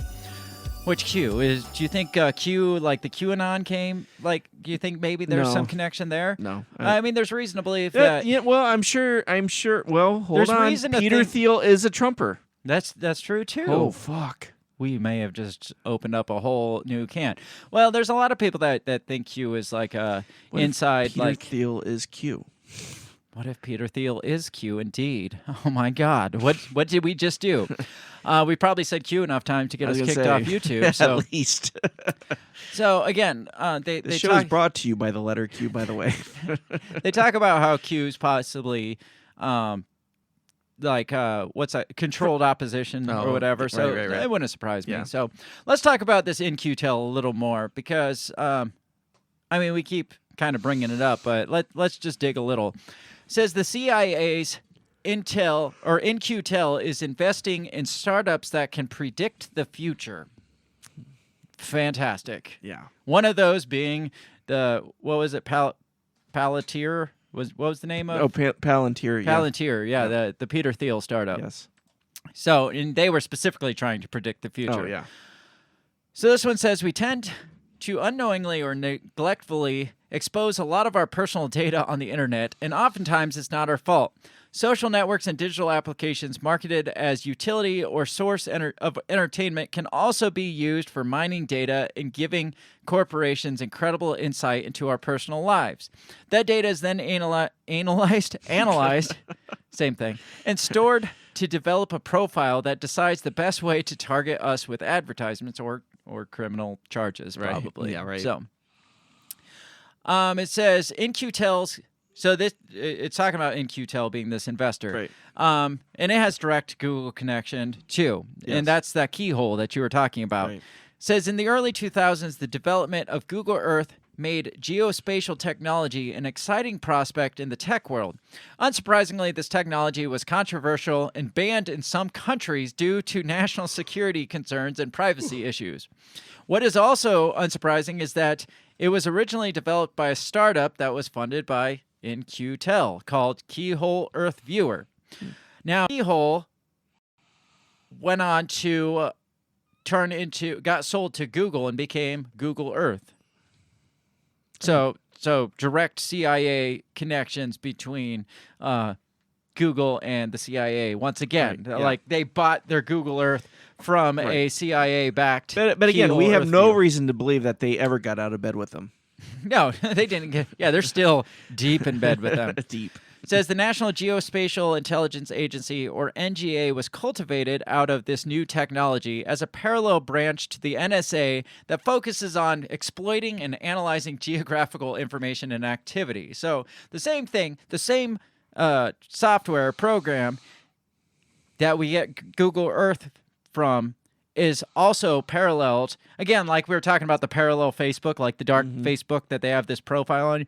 Well, Google Earth's parallel is being used directly by the NSA to exploit and analyze anybody's geographical activity. It says In-Q-Tel's budget started off at $28 million in its first year and has been somewhat hazy ever since. After September 11th, the government's black budget for intelligence agencies increased dramatically, with the CIA now receiving $14.7 billion. In-Q-Tel can access this money without having to fully disclose its spending. So yeah, it's completely disconnected from the CIA, but it can tap into CIA funds and not have to disclose any of that funding to the public. But it's definitely separate. So this was interesting to me. It says In-Q-Tel, since its inception in '99, continues to fund startups in the tech world, ranging from skincare lines. Why is this investing in Is there skincare a lines? lotion that can now like listen in on your Maybe, conversations? or maybe there's like Nanos? nanobots that Oh, are shit. like tracking your biometric information, Yes. your medical information Yes. through your skin cells. Damn. I mean, it's got to be something. It Yeah, can't just well, be like, yeah. we want our personnel to have really smooth skin. Right, yeah. It can't be that. Well, when they're in the Sahara, they need some sunscreen. Yeah, because it says ranging from skincare lines to naval drone technology. All right, so what's the connection here? Yeah, I right. understand the naval drone technology, but skincare Skincare. lines, what the Yeah. hell? Says these, but much of its investment goes into data mining. These tools collect, store, and analyze data to create profiles on individuals, like we talked about, the dark Facebook. Says often these programs mine platforms like Twitter, Facebook, and Instagram to monitor activist protests, influential decision makers, and trends. One day, these algorithms surveil our personal data and activity, and the next, they're being sold to corporations for advertising. So it's like when the CIA is done with the information, all the data troves, they're like, oh, we don't have any use for the rest of this, so we'll sell it off to advertisers. Right. But they're nonprofit. Right. Says who is in Qtel. Says it's headed by Gilman Louie. This is interesting to me. Gilman Louie is a former video game designer. It says Louie's connections with board members. He has connections with board members of the venture capital firm that gave Facebook the funding to become the social media juggernaut that it is today. So he's involved with funding of Facebook, not just the first Series A funding, but also the Series B funding, the second round of funding. So it says one connection is with James Breyer, a partner and board member of Excel, the company that invested $12.7 million in Facebook's Series A funding. Louie and Breyer sat together on the board of military defense contractors, known for essentially helping to create email and the internet. Facebook's second round of funding came from a company called Greylock Venture Capital, which was headed by Howard Cox, who also sat on InQtel's board. Wow. So a lot of Facebook's funding, Yeah. if Facebook wasn't directly derived from the CIA, It sure was has a lot of very, connections. very specifically funded. Not in like the early days, like its first round of funding and its second round. It's not like the intelligence decided to get in on it like later on. Yeah, No, it's right. like right from the start. I'd say, what was it? The Palantir. Remember, its earliest investor was InQtel as well. So it wasn't InQtel, I guess. It was, but the guy that started or headed InQtel. No, the Gilman Louie, who headed InQtel. His companies were promoting and funding Facebook. So it doesn't specifically say InQtel did, but a lot of their leadership was funding this. Right. So Okay. probably trying to make some kind of disconnect between the two. Says this was the interesting part. Another interesting connection has been made with Louie and his role with Niantic, the mobile gaming company that created Pokemon Go. Louie was added to the board of the company for his strategic insight in both gaming and venture capital investment. The augmented reality technology for Pokemon Go was also a product of Keyhole Inc., the InQtel-funded startup that became Google Earth. So that's insane. So the Keyhole that turned into, that the CIA is using to track people, that turned into Google Earth, also was used in Pokemon Go. Yeah, so that's crazy.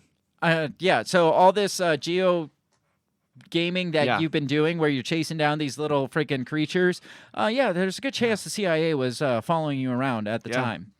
It says users of the game are required to allow the program to access personal data ranging from geolocation services to camera access. I forgot about that. Yeah. You had to have your camera. Right. Yeah. So they had the little AI on it. Yeah. And it even has the capability to remotely read, modify, or delete files on the user's phone. Wow. Did you know that about No. Pokemon Go? The program can track where users are, where they've been, what they look like, and a multitude of personal information that could be used to create profiles and spy on individuals. This begs the question, is this a beta test for a larger CIA-sponsored program? So was Pokemon Go not... I don't know if it's beta testing. I think that they're just going to keep coming up with these bullshit games that kids are like, oh, yeah, this is great. I'll follow this around. You're essentially acting as like a on-the-ground drone, right? With the little camera going around town. Yeah, they can track people around you. They can get geolocations. Yeah. The whole birds of a feather thing. Yep. We can see who's hanging out with who. Yep. All this shit. Yeah. And that's just the Pokemon Go part of it. That's not any of the rest of the shit that we're talking about with Facebook tracking your every move, tracking your eating habits, your relationship status. Then yep. you've got Google Earth that knows where everybody is. Well, You've got think about that a couple years ago when we found that cool game that we can make ourselves look old. yeah. Right? Well, as soon as I got to thinking about that, I deleted that. Yeah, off I my did phone too. immediately. Yeah.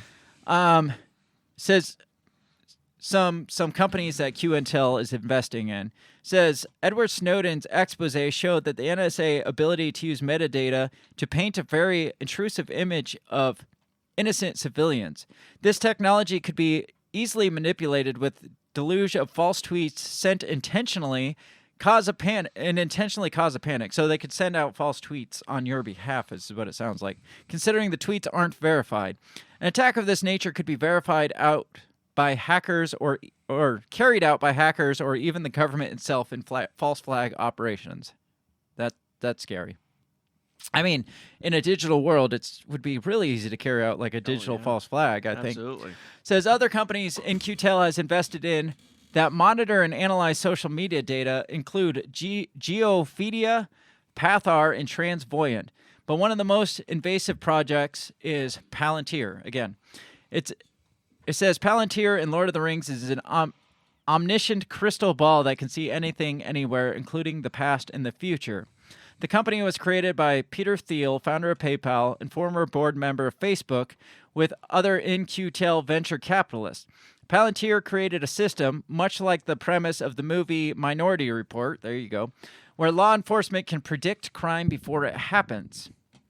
So that's the whole game of this, is collect all the data. And it's not just, I'm sure Palantir is probably like the library to store like the Facebook and the Pokemon Go and the Google Earth data. Palantir is the program, the software that sorts all that and makes sense of it and turns it into the profile. So they all kind of work together, I would assume. They do. It's very symbiotic. So this was the interesting part. And this to me sounds a lot like almost like insider trading. Because it says InQtel's business model made it highly successful in a number of ways. It essentially became an indicator of success in the venture capital world, with every dollar of investment from InQtel drawing in more than $9 from the private investors. So private investors see that InQtel is buying into this. Right. InQtel buys into this knowing that private investors will flock to it. Yeah. And then so the stock that's- goes way up, and InQtel makes a buck off of it. So not only are they getting the intelligence, the technology, but they're also making a shit ton of money off of it.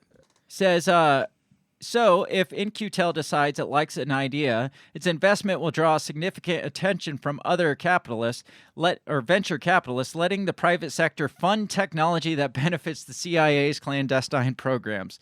So basically, they're buying this technology through the private sector's funding of it. So it's being funded by the outside. They don't even have to pay for the technology. Wow. Is basically what it sounds like. Anyway, what do you think of InQtel? Had you heard of InQtel before? I had not until we started looking into things. But yes, it is some shady shit. What are you looking up there? Well, I was just curious to see if, but InQtel is not a publicly traded company, is it? I don't think so. No. Oh, okay. I was just seeing if they showed up in the stocks. So. No, they get all their funding from the CIA, literally from the CIA. Like, it's one thing. If the intelligence communities want to invest in technology. So here's Palantir Technologies. I pulled up here on Robinhood. You can currently buy a share at $7.86, and it has gone up through the roof in the last like year. No, so what are they working on right now? That's what I would like to know. Yeah.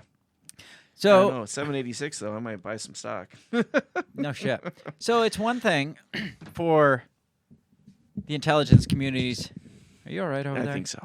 To invest in technology, because obviously they got to build their technology up too. And I mean, it takes. I would like to say, well, it doesn't take. It supplements taxpayer dollars. It doesn't take away because they're still getting those taxpayer dollars. Yeah, right. But yeah, it brings the cost down for the taxpayer. Is what it should do. But I guarantee it doesn't. No, it doesn't. It's less that the government has to fork out. Because like I was saying, the investors basically pay for it for them because they make a shit ton of money in the process by like investing. You said, I mean, you see the government investing in something and everybody's going to flock to it. But it's one thing for them to go and look for new technology and be like, hey, we're going to help you. We need to increase our technology here. That's one thing. But they are literally paying, investing in products to spy on us, specifically to spy on us and to watch our every move and to document and record every transaction that we do. That is, I mean, this we're doing it for them. Well, this literally blows Edward Snowden's stuff, NSA stuff, absolutely. out of the water. Oh yeah, this makes that stuff look like nothing. Yeah, and it's the private sector that's doing it for them. The NSA doesn't even have to do it. Yeah, the private sector does it for it, and they just trade information back and forth and funding. And, I mean, we talked about shortly after January 6th how what's his face? Zuckerberg was like, "Oh, we'll crack down on misinformation and stuff." Well, I mean, and we thought that was a big deal, and and this makes that look like nothing. Well, it makes you wonder: do they even want to crack down on the misinformation? Because if you allow that to be out there, you can group people exactly into those that your follow for it. The birds of the it's feather like the type. people that were posting, I believe in medical freedom, or I'm not getting a vaccine, or something like that. Yeah, they can start sorting like, those okay, people. Well, we'll put you over here. Yeah, put them in their birds of a feather group. Like, put us in our flock so they can link us up when the time comes. If an event, whether it be a real event or a false flag, which most likely would be a false flag, they can be like, look, these guys over here, we have all this information gathered on them. Yeah. And not to mention every other thing that you've ever done online. It's all in there. It's so in the black Facebook. Yeah, well, they can use so much probably for blackmail. Yes. Yeah, not black Facebook. black Facebook. That's a totally different thing. Yes. That's what Zuckerberg originally wanted to call it, but all his buddies were like, that's not a good idea. Black Facebook doesn't sound. He's like, it's Black Facebook, and his buddy's like, so we're gonna work on Black Facebook, and he's like, why do you keep separating? It's so awkward. So we see they're in bed together. How in bed are they? We definitely dove into that. Yes. Let's talk about the revolving door, because you brought it up a couple times, and let's talk about this woman here. This is just an example. This woman's name is Regina E. Dugan. Okay. And this isn't anybody really specifically. I mean, she is connected, but it's not like she was in any of these articles. This was just a point I wanted to make. Gonna say, I've never heard of her. Regina Dugan is an American businesswoman, inventor, technology developer, and government official. She was the first female director of DARPA, or the Defense Advanced Research Project Agency. They're responsible for technology that does all kinds of bad shit. Dugan began working for DARPA in '96. Over the next 4 years, she led numerous multi-million-dollar research programs. Her most notable research project was known as Dog Nose, which involved the development of an advanced portable system that could detect explosive content of landmines. That does okay. Yeah. In '99, she was awarded Manager of the Year for her work at DARPA in 2000. So, worked at DARPA. Oh my God, I'm dying. After DARPA, she left DARPA in 2000 and became the Vice Chief of Staff for the United States Army. Oh. Her work included study titled Quick Reaction Study on Countermine, which was briefed to senior members of the Joint Chiefs of Staff during Operation Enduring Freedom. So she probably used a lot of her connection, her technology connections, and to spying type shit in the war on terrorism, obviously. Yeah, IEDs and whatnot. In 2005, let's move on. All right, so she left DARPA. She left the Army. She became an executive director at Google next. Okay. There she led and created advanced technology and projects at Motorola. So she worked for Google, subsidiary Motorola, like the flip phones, the Razors, all the cool phones. Yeah, my first phone was a Razor. Yes. In January of 2014, Motorola was acquired by Lenovo, and she stayed at Google. Later, she moved to Facebook. Oh. Wow. So she's gone from DARPA to the Army to Google to Facebook. She joined a team called Building 8. And I'm not sure, 100% sure of this, but I did read that Building 8 they were like researching like brain chip type technology. shit.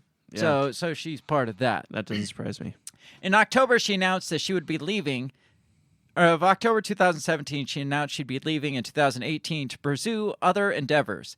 In May, she was announced as the CEO of Welcome Leap. That sounds nice and flowery, right? Right. Yeah, absolutely. Welcome Leap. First of all, what do you we need to get into Welcome Leap. But what do you think of this? Do you think there's something shady about them going from Google or from DARPA DARPA to the Army. to the Army? So intelligence agencies basically, then right into Google, then right into Facebook, and just this whole like pattern of revolving. Very much so. Yes. And she's not the only one. I had heard of several other that went specifically from these like QIntel type or InQtel groups, or there was this other forum thing. I can't think what it was called, but they basically funded InQtel, or they're a part of that, or the start of it. But they would go on from that board into like the boards of these big tech industries and stuff. So it's like the food industry where we see they work for like the health organizations, then go right into like, oh, the CEO of Monsanto or something, some big shady private corporation. They lobby for this company, and then they get this lucrative position at the top. I'm sure she helped secure some of the deals between DARPA and Google and Facebook, and then all of a sudden they awarded her with this. You don't lose those connections, and no. And she's not even, like you said, she's not even a spotlight person. No. Like, this is somebody no one's ever heard of before. No, not at all. Do you want to hear about this, what was it called? Leap something? Welcome Leap? Welcome Leap. 2 L's. So Welcome Leap. Oh, okay. That sounds scary. It's the world's richest medical research foundation, the Wellcome Trust. It's teamed up with a pair of former DARPA directors, which she's one of them, and, who built Silicon Valley's Skunk Works to usher in an age of nightmarish surveillance, including for babies as young as 3 months old. Holy shit. So it's like super medical technology, big tech medical type stuff. Right. They're heavily involved in mRNA research and like vaccine type shit. Of course. Let's just read a little. It says a UK nonprofit with ties to global corruption throughout the COVID-19 crisis, as well as historical and current ties to the UK eugenics movement, launched a global health-focused DARPA equivalent last year. So it's basically like DARPA for health. For healthcare. That sounds horrible. The move went largely unnoticed by both the mainstream and independent media. So, again, I've never heard of this fucking thing, but apparently they're like second to Bill Gates in research for COVID-19 is what they're saying. Wow. It says Wellcome Trust was arguably second only to Bill Gates in its ability to influence events during COVID-19 crisis and vaccination campaigns. Launched its own global equivalent of the Pentagon's secretive research agency last year, officially to combat the most pressing health challenges of our time. Scary enough for you? Yeah. That says enough right there. Right. It says the global health DARPA, known as Welcome Leap, seeks to achieve breakthrough scientific and technological solutions by or before 2030. Oh, shit. Are you serious? They're checking off all the boxes here. No doubt. This is from newsware.com, so this might be kind of conspiracy-minded, but I feel like a lot of this is probably pretty accurate from what it sounds. C.D. McRae says, this lady must be full of great ideas. Yes, all her connections. That's my thought. She's full of the best. The Wellcome Trust is open about how Welcome Leap will apply approaches of Silicon Valley and venture capital firms to the health and life science sector. Unsurprisingly, their 3 current programs are poised to develop incredibly invasive tech-focused and, in some cases, overtly transhumanist medical technologies, including a program exclusively focusing on using artificial intelligence, mobile sensors, and wearable brain mapping tech for children 3 years old and younger. Jesus. So we're going to put this brain mapping sensors in AI in 3-year-old kids. Yeah, why not? You know, make sure they start don't them out shit the young, bed. right? Right, absolutely. says this ultimate hangout investigation explores not only the 4 current programs of Welcome Leap, but also the people behind it. So this is extensive. I'm going to include this in the show notes when we release this because this one's really interesting. Because it talks about how she's been big into like transhumanist stuff her whole career, working with DARPA. Apparently, she was director under Obama. Of course. She was, let's see, what else? It says she is best remembered at the agency for her so-called Special Forces approach to innovation. During her tenure, she created DARPA's now-defunct Transformational Convergence Technology Office, which focused on social networks, synthetic biology, and machine intelligence. That says a lot right there. Yes. Many of the themes, and then she, so to think she went just from DARPA to Facebook is just like, whatever. But to realize that she was focused on social networks for DARPA and then went on to work with Facebook, that's telling. There. Yeah, absolutely. Many of the themes previously managed by the office, the Transformational Convergence Technology Office, are now overseen by DARPA's Biological Technologies Office, which was created in 2014 and focuses on everything from programmable microbes to human-machine symbioses. The Biological Tech Office, like Welcome Leap, pursues a mix of health-focused biotechnology programs and transhumanist endeavors. Scary shit. Very scary shit. So it goes on and on. It talks about these other people. It talks about her, but it also talks about like this guy that's involved in Welcome Leap. He was a pandemic narrative manager, so he pushed the whole COVID agenda. Says he's his name is Jeremy Farrar. He has been director of Welcome Trust since 2013 and has been actively involved in critical decision making at the highest level globally since the beginning of the COVID-19 crisis. So, I mean, think about that title. Pandemic narrative manager. I don't. Well, that's what they're saying he is. I don't know if that's his actual. Well, no, I would hope not. Apparently, rulers of gene sequencing industries are part of this. Of course. I can't get into all these, but it says Welcome Leap currently has 4 programs: Multi-Stage Psych. Go away. What the hell? Get on my way. Delta Tissue, 1KD, and Hope. HOPE was the first program to be announced by Welcome Leap and stands for Human Organs Physiology and Engineering. According to the full program description, HOPE aims to leverage the power of bioengineering to advance stem cells, organoids, and whole organ systems and connections that recapitulate human physiology in vitro and restore vital functions in vivo. So it sounds like they're putting robots inside people. Right. Is what that sounds like to me. In lieu of actual organs. Then it gets into the transhumanist toddlers. It says 1KD is focused on developing objective, scalable ways to assess a child's cognitive health by monitoring the brain development and function of infants and toddlers, allowing practitioners to risk stratify children and predict responses to interventions in developing brains. So they're putting this brain mesh stuff in them to it's to help figure child out development. Obviously, it's all for the best. Map the human brain development, and then like I'm sure figure out how to use that. We've got Tissue Time Machine. These are some other interesting. I don't know what that is. It says Delta Tissue aims to create a platform that monitors changes in human tissue function and interactions in real time, ostensibly for explain the status of a disease in a person and better predict how the disease would progress. Referring to this platform as a tissue time machine, Welcome Leap sees Delta as being able to predict the onset of disease before it occurs, while also allowing for medical intervention that are targeted to the individual. I mean, I've seen enough sci-fi movies to see how all of these things can go horribly wrong. Yes. So, what do you think of this woman? Scary, very scary, and like I said, she's not someone who's ever been on my radar before. So, and like I said, maybe there's a good reason for that. And I'm sure, and like I said, she's one of thousands, I'm sure, of people that we've never heard of that has been involved in this revolving door of these different the big systems. tech companies, the big tech. And she's all about surveillance, all about data collection. I mean, it's all for good causes, of obviously, course, not for yes. anything nefarious. Yeah. That's why she worked for DARPA. Right. So, I mean, that enough is just enough to. But again, I mean, the reason why, okay, all this is a means to an end. Mm-hmm. And the means to an end is AI.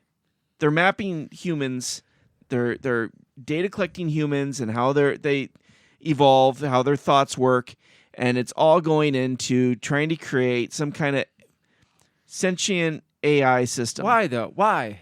Well, what is the purpose of it? That you what do you think?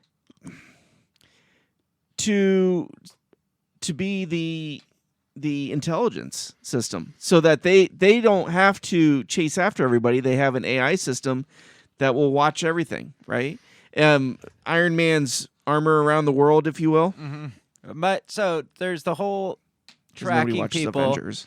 Right. There's the whole tracking of people, the whole data collection. But I think there's something deeper to this whole I think transhumanist push. No, it's to control. It's to control, but I feel this is like way conspiracy theory. I feel that these like super elitists, they want to live forever. That's their end game. Oh, absolutely. They probably think whether they believe in like a god or something, or they believe in reincarnation, they know that it's not going to end well for them when they leave this earth or come back because of all the shitty things they did. So let's make it so they live forever. But if everybody lives forever, there's going to be too many damn people. So we got to incorporate population control into that. So there's less people that are living longer, and they're enjoying the benefits of all the resources on their own. Right. But Well, they got to keep some of us slaves too. Right, so. absolutely. But I mean, it's easier to control people, and if you know how their brain works, or right? if you have a can brain shut chip down inside of right, them. exactly, to force them to do what you want. But you're right. Yeah, I mean, maybe they're trying to find ways that they can move their consciousness over to, some digital system or that and meta.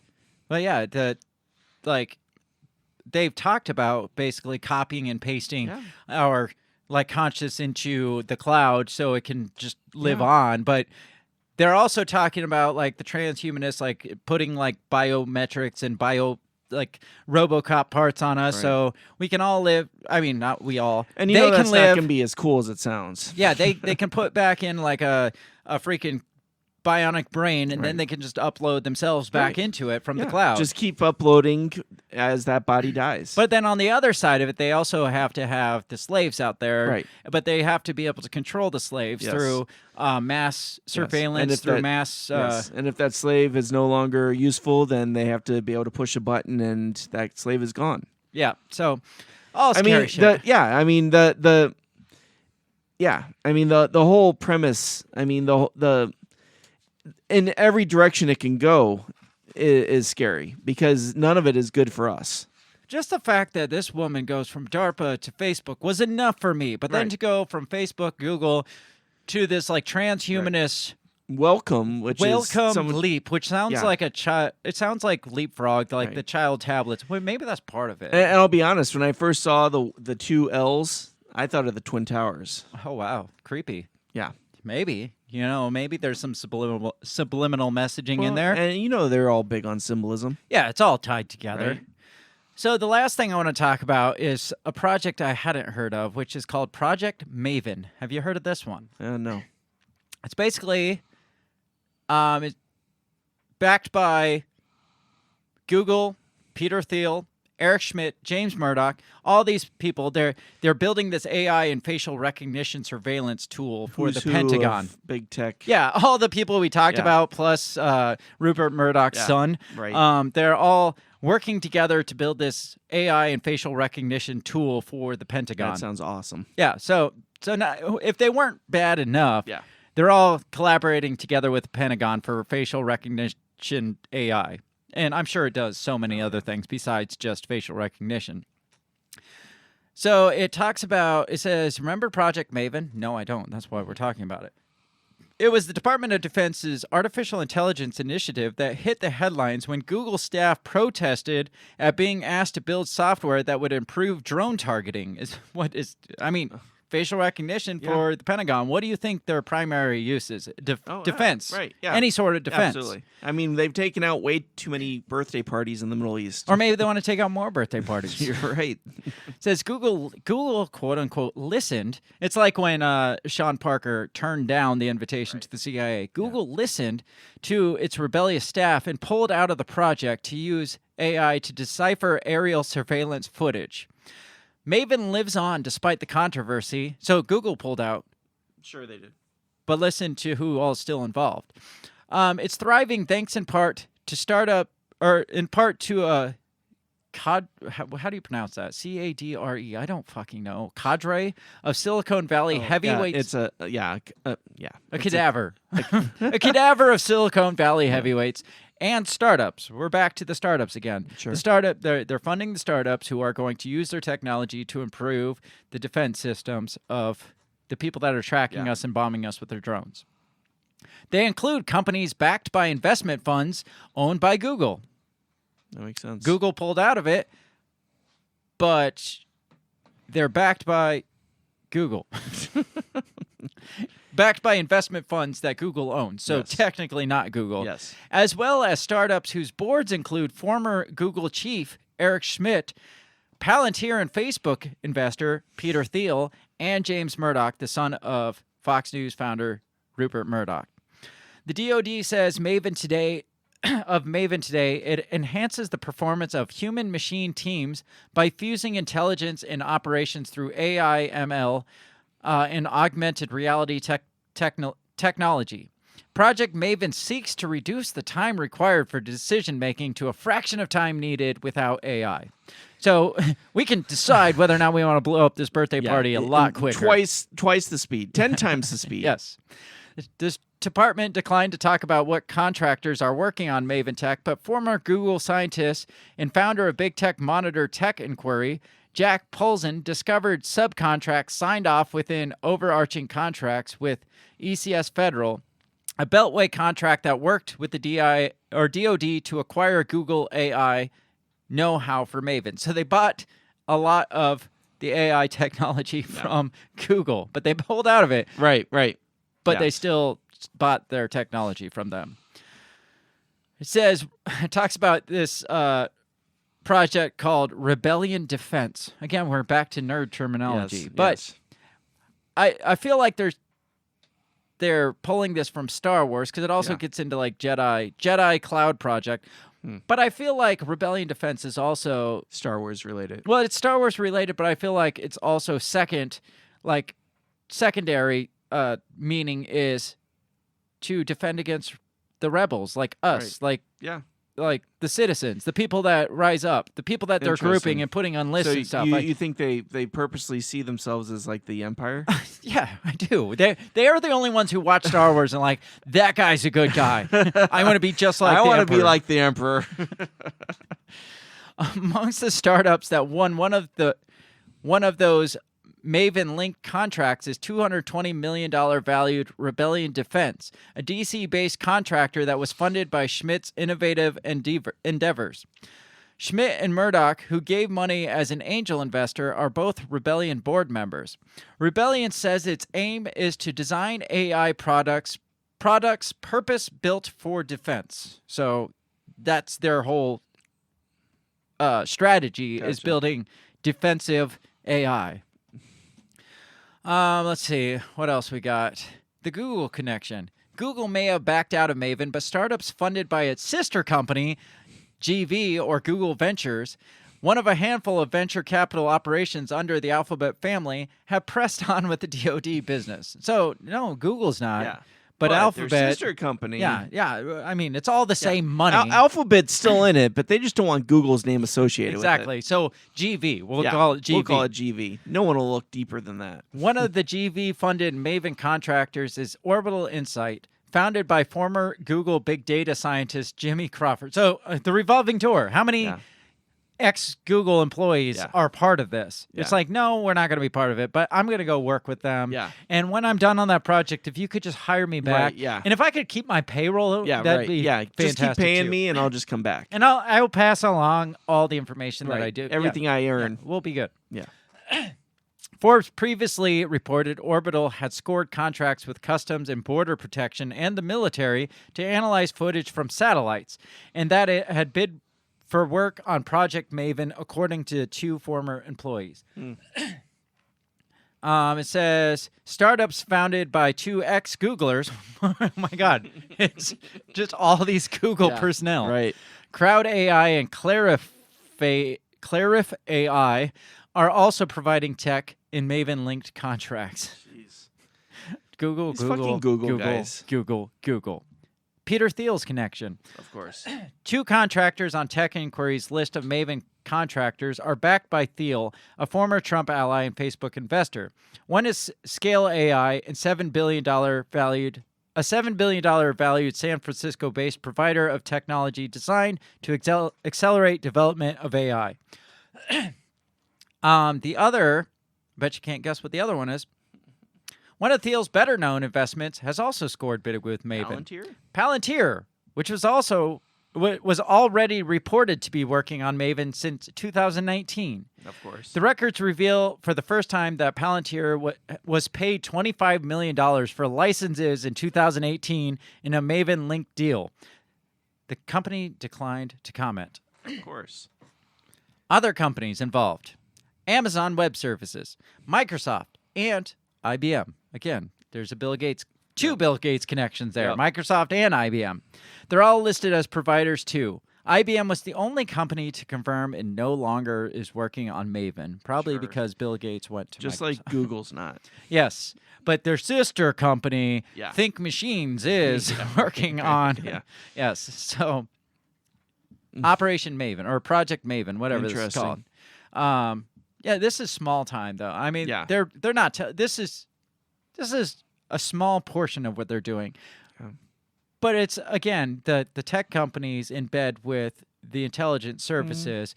They're not directly, but all their former CEOs and former scientists and stuff, well, they're taking Google's technology, stuffing it in briefcases in their pants and shit, and going to Maven. Right. And then, they're going right back to Google, yes. or maybe getting offered a job at Facebook afterwards. I mean, think about it. You get all this data together, right? I mean, why actually control the little people when you can have smart cities control the people? Right. You can basically control what they do based on what they're allowed to do. People follow patterns. People are naturally habitual, and so you can take an AI that can analyze that, and they can predict what people are going to do day in and day out and control that.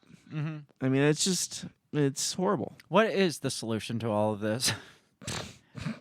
How do we get around this? Because, we're so concerned over the last couple of years that China's stealing our data through TikTok, when our own fucking government is doing so much more, but so it's much a nice worse. distraction, isn't it? Yeah, it's like, well, don't download TikTok because they're But here's the stealing American version. It's much better. It's called Facebook. Yeah. It's called Google. All the sites that you regularly get on each day are connected to these corporate giants like Google and Facebook and Twitter, and they are just collecting all your data. Same thing as TikTok. Filtering it through Peter Thiel's freaking company, Palantir, and creating profiles for you so they can... I guarantee you the Palantir shit is so much more sophisticated than anything China's offering or collecting through. They might be collecting your data, but I imagine they're not going through as extreme. Well, and if they're doing it to get information about United States corporate and military targets. Yeah, not you personally. I mean, I'm sure they're collecting it all, but they're filtering for specific things. Yes, not exactly. filtering everything. Right. And categorizing everything and making a catalog. A dark Facebook. A dark Facebook. A black Facebook. So that when you do screw up or you are associated with something, they can just pull up your profile and convict you on that.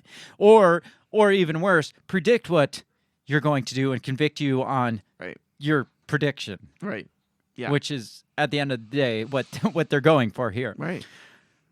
So what about digital IDs then? Because I feel like that would take all of it and combine it into one where they don't even have to collect it from all these resources now. Yeah. It's just right there on your digital IT. Right. Absolutely. So For a scan. Yeah. So what do we do? What do we do? Got an EMP pulse anywhere? Should we be concerned about this, or is it just so ingrained in our life now? It's like, fuck it. No, I think we very much should be. Wrap our houses in like tinfoil so to keep the 5G radiation out of it? I mean, I don't know about that, but again, it's like you said. I mean, I guess in a sense, technology has become the number of the beast, and because you have to have it to do business, you have to do it to exist in this world, but at the same time, I mean, as long as you're doing that, they're going to keep collecting. I mean, what? You throw away your cell phone, you get off of social media, and then what? Right? Every phone is IP based now. Right? Everything. I mean, there is no analog phones. Think about your smart refrigerator, your smart cars, everything. Everything is listening. It's listening, it's tracking, it's analyzing, it's collecting, and all of this information is going to some database that is being farmed out to advertisers and also farmed out to the intelligence agencies that are the freaking lovers of the big tech. So, leave the tech behind, move up to the mountains, and I mean, we have to disconnect somehow. Well, Will we is the question. Like, that's the thing. Pretty well connected. You and I ourselves. talk about it. Yeah, you and I talk about it, but like you said, we're both very well connected. And what do you do about it? To my question, should you be concerned? Edward Snowden answered that when he said, arguing that you don't care about privacy because you have nothing to hide is no different than saying you don't care about free speech because you have nothing to say. Yeah, that's true. This guy, why this guy hasn't been pardoned by... I mean, I feel like if President Trump would have pardoned him, I would have possibly voted for If Trump would have pardoned him, yes, that would have turned around a lot of people.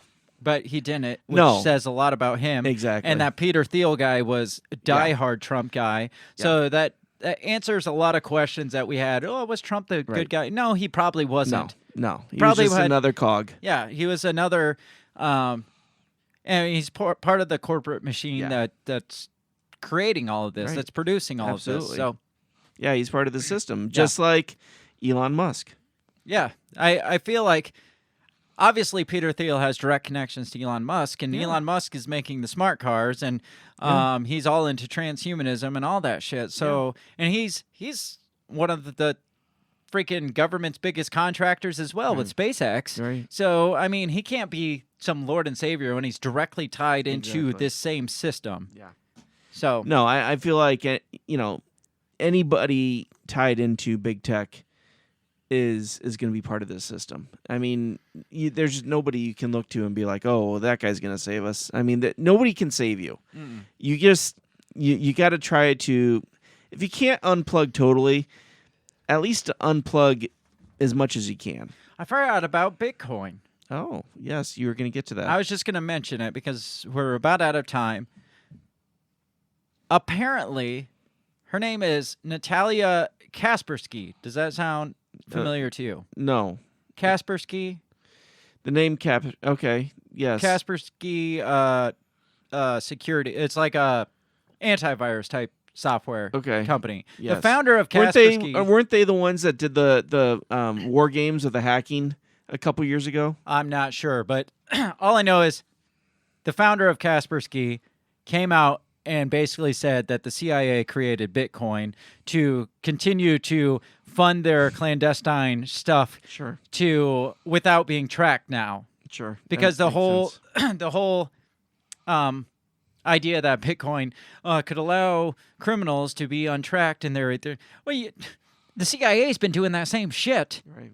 Like how many covert like drug missions is the CIA responsible for, or money laundering and shit? Right. So do you think possibly they'd form some sort of currency that may or may not be tracked, so they can continue. And this is, I mean, she's a pretty big name coming out. It's not some conspiracy theorist. She's like, no, this obviously was created by the CIA. Yeah, and the CIA obviously doesn't care because she's still alive. She basically said that some coding in Bitcoin came directly from like CIA intelligence and stuff. So she's convinced, and the whole thing that like all the cryptocurrency is basically up and then crashes down, and Bitcoin's the one that is allowed to kind of stay course a little bit. Yeah, it's like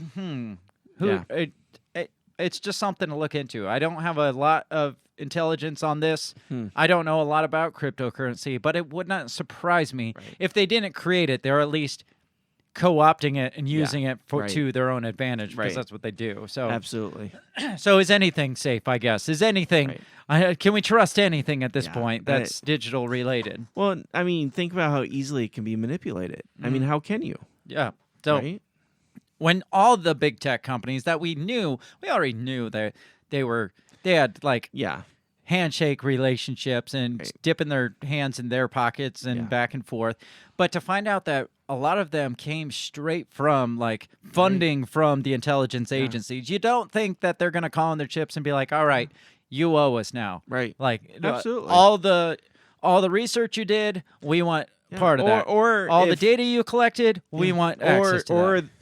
It was created with some kind of backdoor that they have access to at all times. Russia has come out and declared that all Microsoft computers have some kind of backdoor, and they have it might have been Kaspersky. It was some, I don't think it was them, but there was some company that made a patch for Microsoft computers coming into Russia, so they wouldn't have that backdoor, because they say that basically Microsoft allows the government to spy on you through their backdoors, and that doesn't surprise me. So everything has a backdoor. I mean, Apple was under pressure for not unlocking a phone of a shooter or something. Remember that? I remember that. Yeah, so they were like trying to hire people to backdoor into that. And Apple was the big hero, and they were like, "No, we're not giving you that because our encryption's important. Yes, privacy's important to us." Yes, and I don't really believe that either. No. So no, I wanted to see if I could find the Microsoft. I don't think I saved that one. It was Russian time, so. Oh, okay. Let's see. I don't remember. Anyway, it doesn't surprise me. I mean, like you said, technology is so easily manipulated. Yeah. I mean, it's fact, so easy to put backdoors in anything. Well, we've talked before that any of these mega corporations only got to where they did because the government allowed them to by playing ball. Yeah. Otherwise, they're just going to get smashed or like held back to like $1 million level company. Any like multi-billionaire has some sort of connection with somebody, and they're not going to allow you. They're not going to fund you without getting their own out of it. They want something out of it. And anytime, if the NSA or CIA comes to you and says, hey, we want to fund this project, you better stop and ask yourself, what do they want with this? Think about it. I mean, think about the time period that the internet really came out, right? Mm-hmm. I mean, what was going on at the same time?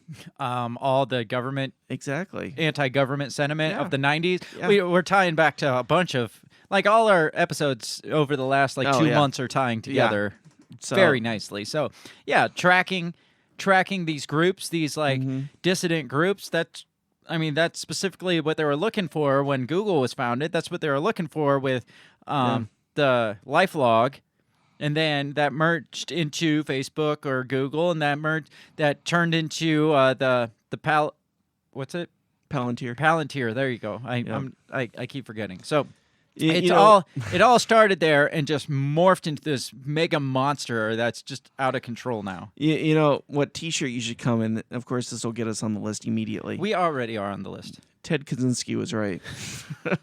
I've said for years that I agree 100% with everything Ted Kaczynski said and did, minus the blowing people up. Right. It's absolutely true. But how do we know he actually blew people up and it wasn't the government? Yes. False flags from the government. Because he was too dangerous.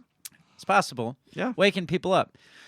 Or maybe he did to wake people up. It's like, I got to get people's fucking Right. attention. I got to blow shit up. So Yeah. maybe he blew shit up, and then they started blowing people up to Right. to demonize him. You know, Yeah. it could go a lot of directions. Yeah, so it could. But I like I said, I agree with Yeah. all the things he talked about when it came to like technology running our lives. Right.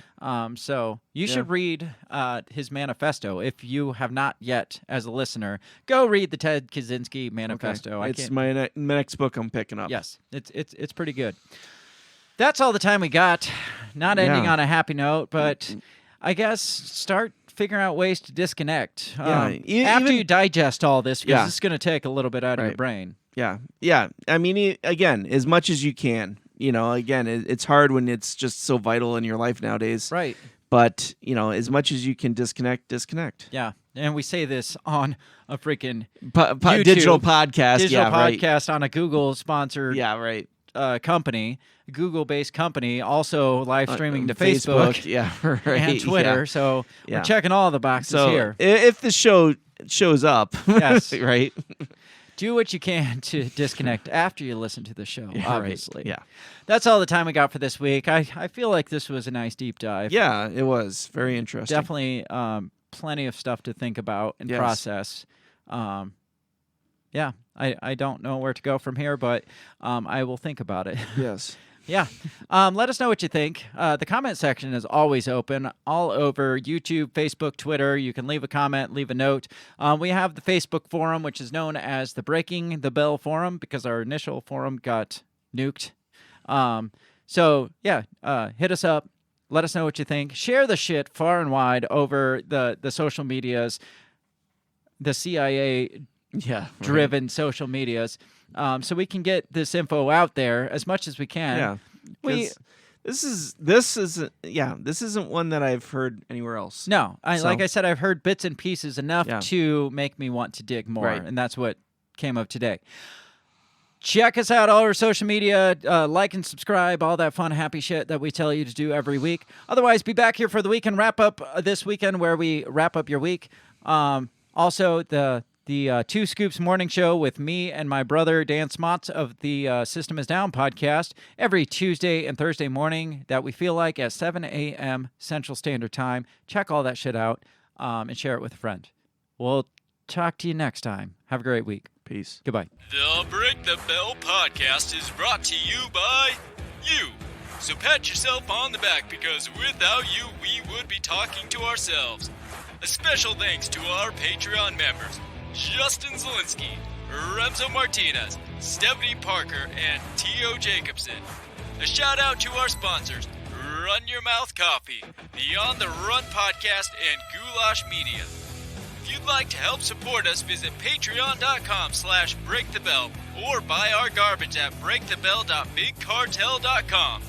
Get back here next week and let us continue to invade your ear holes. And as always, never stop talking.